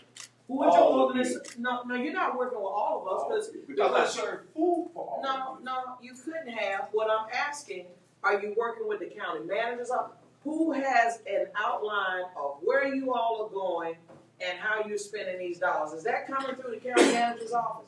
Commissioner, I can speak a little bit to that. Right now, there's not, because the contract's not been approved yet. We've relied on what they've represented that they're capable of doing in their capacity, but we don't have a contract yet. So we haven't beyond what given they him any money propose, for food. beyond what they propose, they're not doing anything or working with anybody yet. So since we've had these dollars, we've given $0 to Kickstart. Is that what I'm hearing? Not since CARES Act. No, I'm including the CARES Act. CARES Act, they received the funds that I mentioned earlier that And that's was gone. closed out. Okay. No, I'm not dealing with that. I'm saying, but we did give money to Kickstart, right? With CARES So one Act, of yes, the ma'am. things that I said, and I still maintain it, is that you have food that is being distributed throughout Jefferson County, and you don't have a clue where this food is going, but you see it on television. Hold on. And what I'm saying to any organization, not just you, Dr. Jackson, it is incumbent. I can only speak for myself. I'm not just a voting commissioner.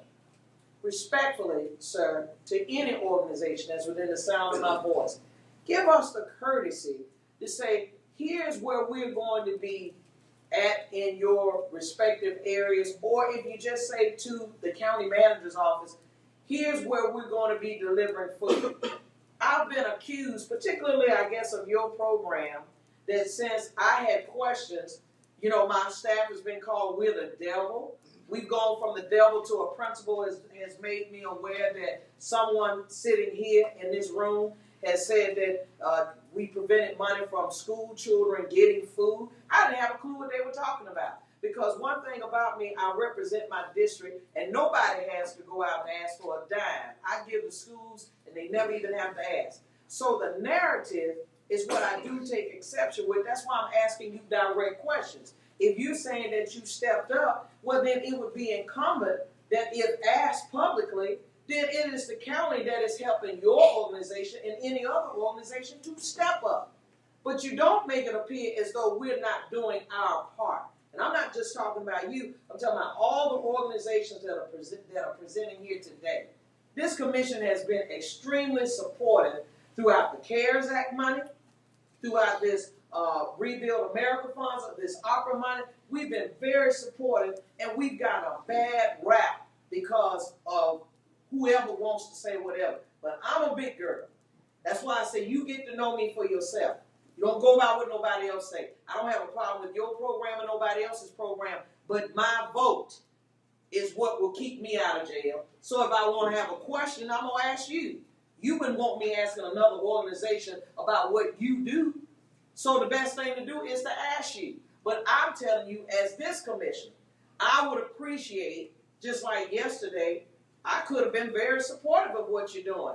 I don't even have a clue that you're in my district. I don't have a clue about this commissioner and why that person is in my, ain't a vote over there. But I take care of my district. And one thing, let me do note this for the record. The entire 2020, I have video documentation to prove it. I work with not just Jimmy Hill Mission, but I'm talking Community Food Bank, part of some of your initiative, Tracy, and I was there on site. I didn't politicize it. I made it just what it was about. And you talking about with your wife? Oh, I understand, sir. Me and my staff was out there in the freezing cold giving away food. But I want us to get to a point where we're employing people. And I know that if you can get people to a point where they can take care of themselves, that food reduction in terms of a need, it will change.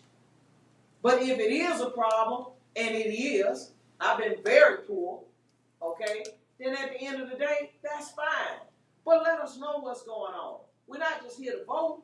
We want to know what's going on with the money and where it's going. And we don't want it to be associated with nothing else other than you and any other organization giving away food. And when you do, think enough of this commission to at least say the Jefferson County Commission assisted us. No one vote gets you $1 out of this county. Yes, sir. Commissioner, maybe relative to add to this, so the federal government requires certain language in their contracts requiring who gets the credit for dollars that are funded with federal money. Mm-hmm. All of these entities are actually required for any publication that they put out regarding things that they are doing with these funds, that this project is funded with federal CARES Act money. It has the award identification number, and that it was that Jefferson County is the recipient. So all of these entities are required to put that. If they put out a flyer, if they're doing some type of pamphlet, that has to be on there. So in terms of the commission being recognized for using these federal dollars on that, there's actually a contractual obligation for that. In terms of your other request, I think that's an excellent request, and I think that every entity in here would agree that keeping us updated of what's going on is not only in their best interest, but it's in the county's best interest. It can be mutually beneficial to both the entities and the county to show what these things are. And I think keeping the commissioners informed if these events are happening ahead of time, keeping the county manager's office informed, I think that just helps with the transparency of the program and will help us with our monitoring and reporting requirements. Hey, Justin, so right now, the COVID money ended December 30th, right? We actually ended our COVID funds for CARES Act on December 31st of 2020. Right. That was the original expiration date. Kickstart don't have any of the county money? Not since then. Not since then. Okay.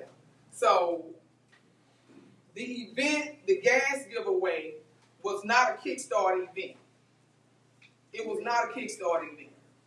So I want to make that plain and clear. It was a partnership between 3 different organizations, and I was one of them. I partnered as Commissioner Sheila Tyson with Dow County Fund. and that's how the event was given. It was given to that area because it was a low income area. They had a big part of Section 8 in that area. They had a big part of, I guess I would say, drug rehab programs is within that area. So there was a whole lot of things that made that area the target for that gas giveaway. All the areas where we are going with the gas giveaway is targeted for the type of need that's in that area. So respectfully, Jefferson County don't belong to nobody. So respectfully, Commissioner, if you show up in another commission, see the problem is you're not gonna go to these Republican districts and do the same thing. I will be in Jimmy's district. No, you will be in Jimmy's part of the district that you both share. But I'm still going back to what I said previously. If you're doing something in any commissioner's district, it would be courteous to say this is where we're going. This are the people that nobody has to give me the demographics of Commission 1.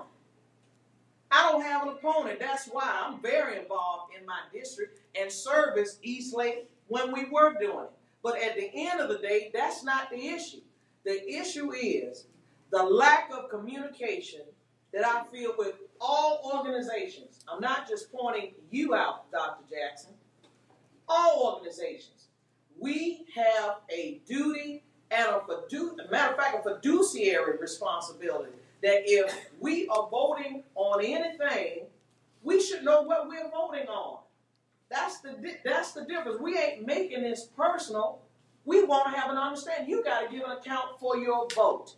And your vote is dealing with federal funds that came with federal guidelines. The food that he gave out was not federal money. And at the end of the day, if it is not federal money that you are seeking, then that would make me say, why are you here today? Because I'm telling you, it looks like it's impropriety that is taking place. It doesn't look good. When I saw it yesterday, I'm telling you the truth. When I saw it hold on, sir. It didn't look good. And therefore, you're collecting data of people's information. It doesn't look good. And I'll agree with that. So, Mr. President, I have an economic development meeting I have to go to. So, just for these purposes, I'll move items 1 through 5 so we can have further discussion on Thursday. Moves to the agenda. And then all right, we have a motion for 1 through 5 on the county manager's. Second. Move to the agenda. All in favor say aye. Aye. Okay. my apologies. No, you're fine. Need H. Item 6 is contract for Justin. Item 7 is the contract for Deputy County Manager.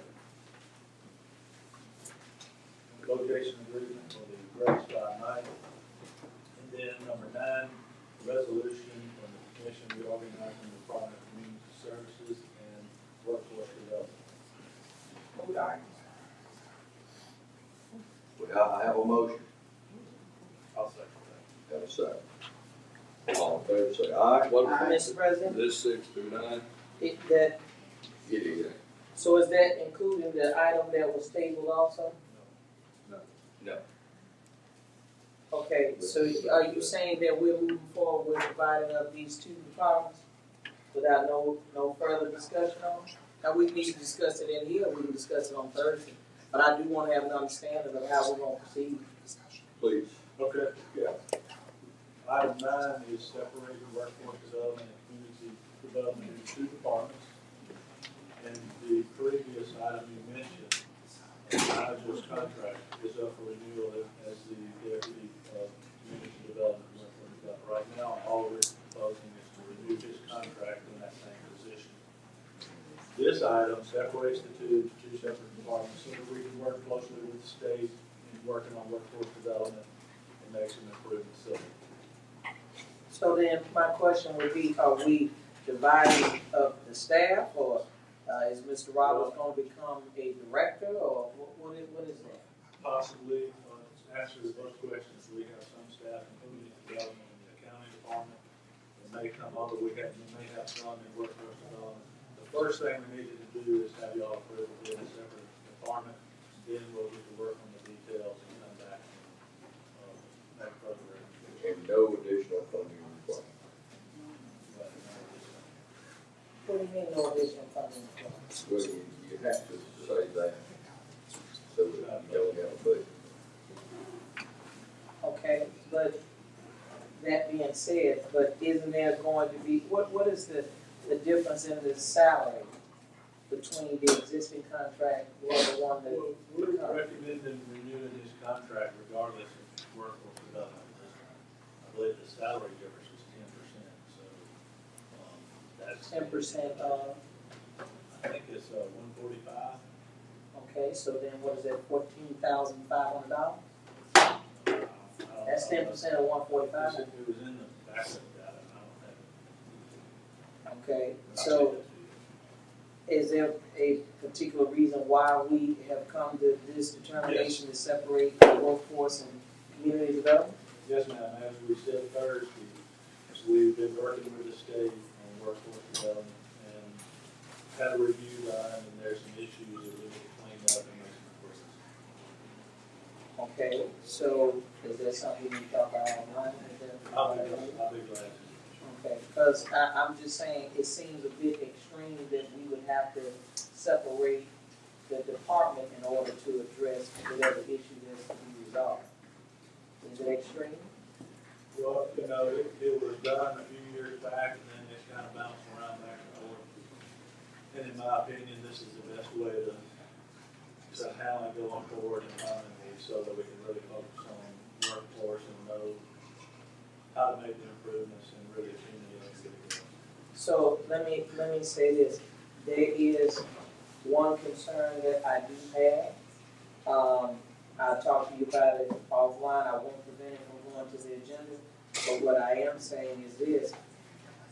I hope that, individuals stay in place if you go into this extreme. That this not going to end up being where we're going back and forth. I mean, but you understand what I'm saying. So if we're doing that,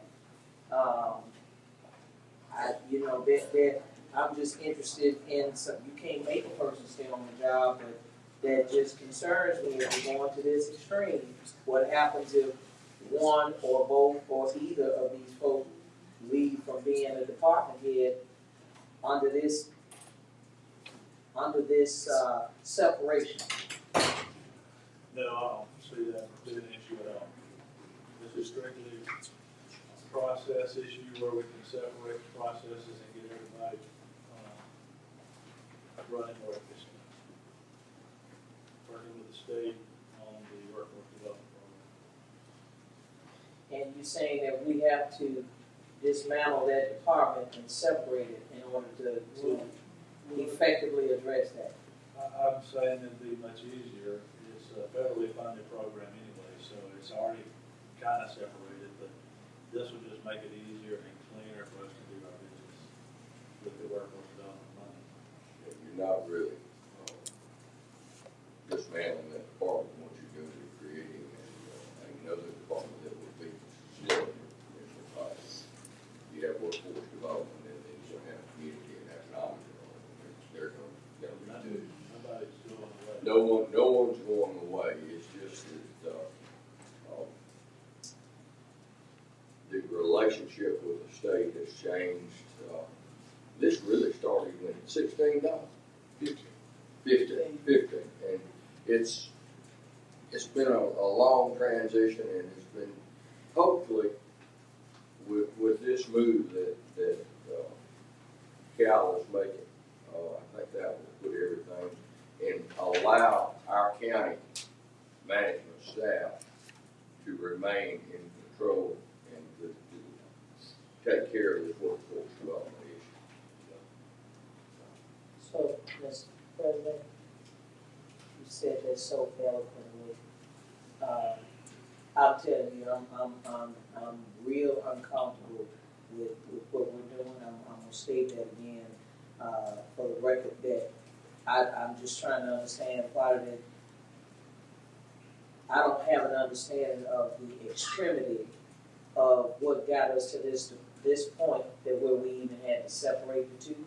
And that's where you're going to enlighten me. But anytime you start talking about a separate or new department, that's why I asked about the separation of staff and how all of that's going to be. Now, if extra dollars are being added to this contract, you don't have to make an amendment to the budget. You talk to somebody who sat on one. So I understand, obviously the money was already in the budget for that department. Is that what you're saying? But it is an increase to this contract that is to be amended if we do agree with it. So that's why I'm saying that I just wanted to know what got us in this position where we're having to make this kind of measure. And are there any other departments that we're going to soon see that are going to split? Because none of us have no. I heard you, Jimmy, when you said it. But none of us as commissioners can have direct input to any department. If so, you're going to find yourself in prison. Okay? Because of the county manager act. So the buck stops at you. So none of us can give a directive to Hamilton and anybody else at this table. Very well said. I'll be glad to. Maybe you after the meeting or whenever it's convenient to you. Yeah, I'm gonna meet with you after this because you're gonna help me understand why we're moving into this extreme. And all I can say is, you know, as a commissioner, then this person gonna have to stay put. You know, you separate the two, and then you get an extension on the contract. Then, you know, we got to have some for real guarantees that nothing is gonna change with that. Let's move on. What we got a motion? No, you got to move it, Jimmy. Motion Move it second. so fast. Well, just take up the companion item. That's all it is. The companion item that was, I moved that we take the item that was on the table and the companion item, which is item number 9 on the county manager, move it to the agenda. Got a motion? It's already been. All in favor say aye. Aye. Aye. There you go.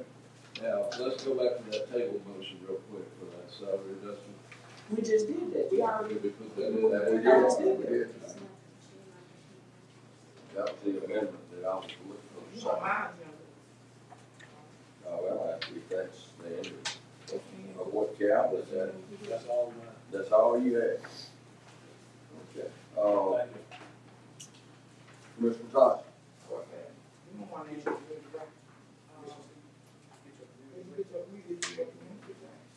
Did. We did it all.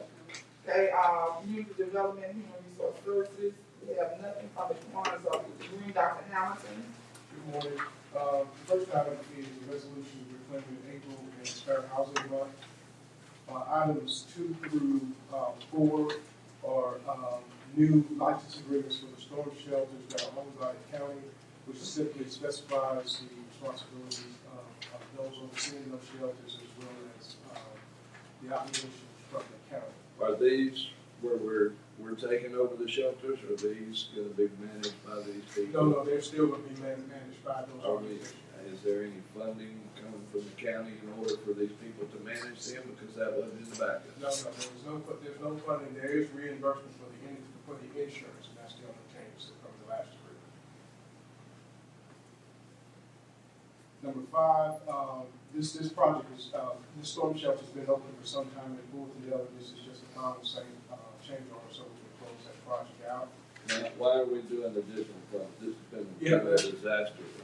Yeah, no. So anyway, there was some leakage from the contractor. Anyway, we had to get that fixed. We had to increase that to about $9,710. Is that to this contractor? Yes, that's correct. Was it a defect in the work, or? The consultant and he went back and forth, and so I haven't been told that there was any defects in the work, but that's what happened, and we needed to get this thing done and closed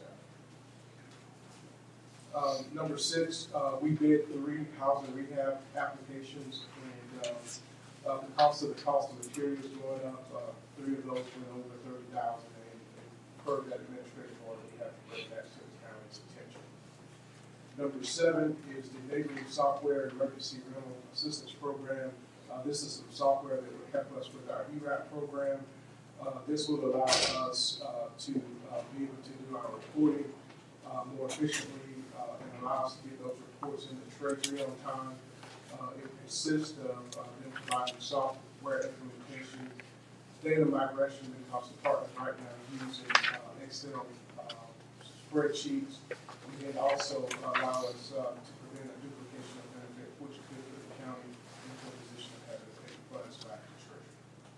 So we don't, we've had some mileage with this ERAP program too, so, but this will kind of Yes, sir. coordinate everything. Yes, sir. And this is a 3-year contract. I think it's a 2-year contract. It's a 2 years.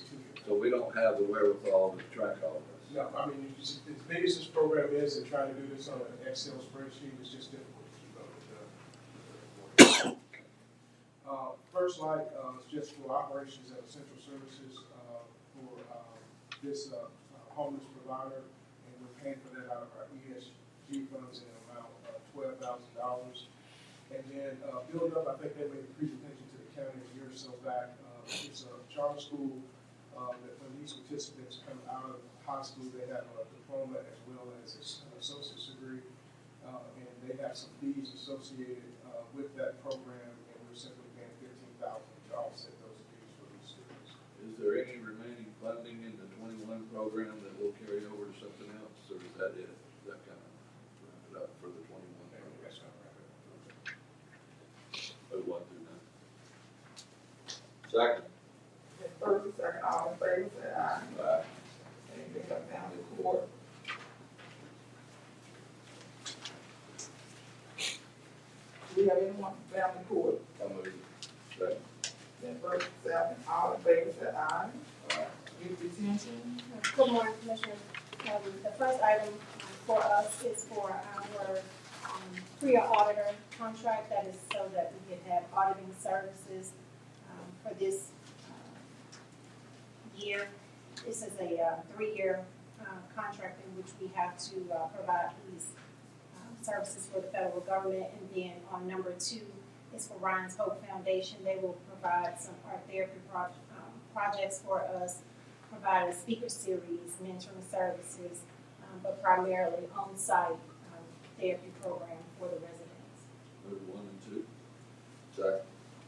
First and second, all in favor, say aye. Aye.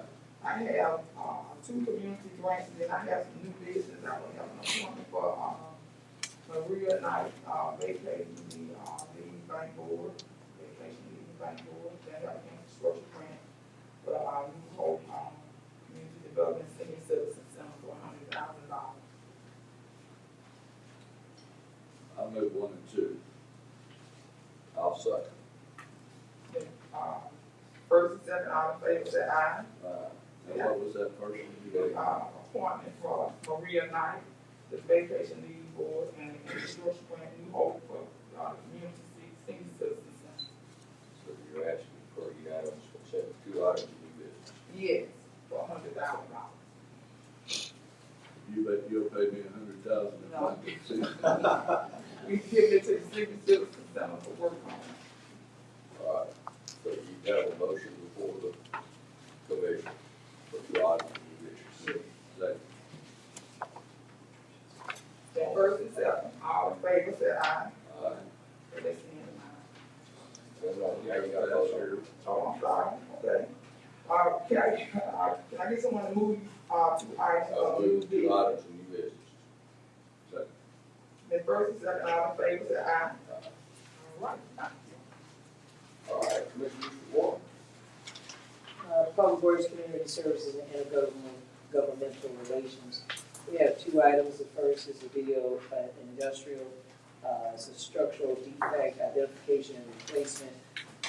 This is 11,000 installing sewer pipe manholes and emergency repairs. The ask is $5,452,311.19. Also, we have an ALDOT, this is at Finley Boulevard. Do we have any questions concerning items 1 and 2? Move 1 and 2. Alright, it's been moved and properly seconded. All those in favor, let it be known by saying aye. Aye. We have items of new business, not new business, excuse me, but District 1, other business, items 1 and 2. Any questions? Alright, it's been moved and properly seconded. All those in favor, let it be known by saying aye. Aye. That's my report. Thank you. Levi? Yeah, we do. You do? Yeah, 1 and 2. Okay, fair enough. All right, let's do these first. You have anything? No. County attorney? No. County manager, one more time. I do, I wanted to point out the Roads and Transportation Department, I think they 45 miles today with the county crew, and they're doing, with the weather and the lack of truck drivers, they've done a tremendous job. Appreciate them, and thank you all for your investment into our road. Any commissioners? Yes, I have partnered with my one of my neighbor's daughters that's over a program that introduces people that's actually trying to get off of drugs and alcohol. And we will be going and doing surveys. They gonna be out this weekend. I won't be able to go, but I will start next week going out with them on 4th Avenue in Alto Madrid area, doing the survey, signing people up, and also getting them into treatment. So I just want the commission to know, and if they want to join, they can join out there at 9 o'clock in the morning. Mr. Knight, just weather aware.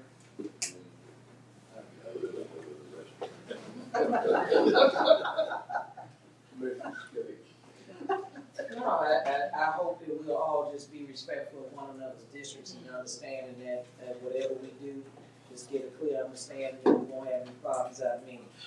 But Mr. President, as we move forward, I want us to carefully look at all the policies governing the things that we do, so that we don't have to bring people up and whatever after the fact, we can address it based on the policy presented. And the intent, and I won't do this, we'll close out, the intent is really to depoliticize the distribution of these needed goods and services. Absolutely. And if we will depoliticize what we do, and I think that this commission can move forward as a better unified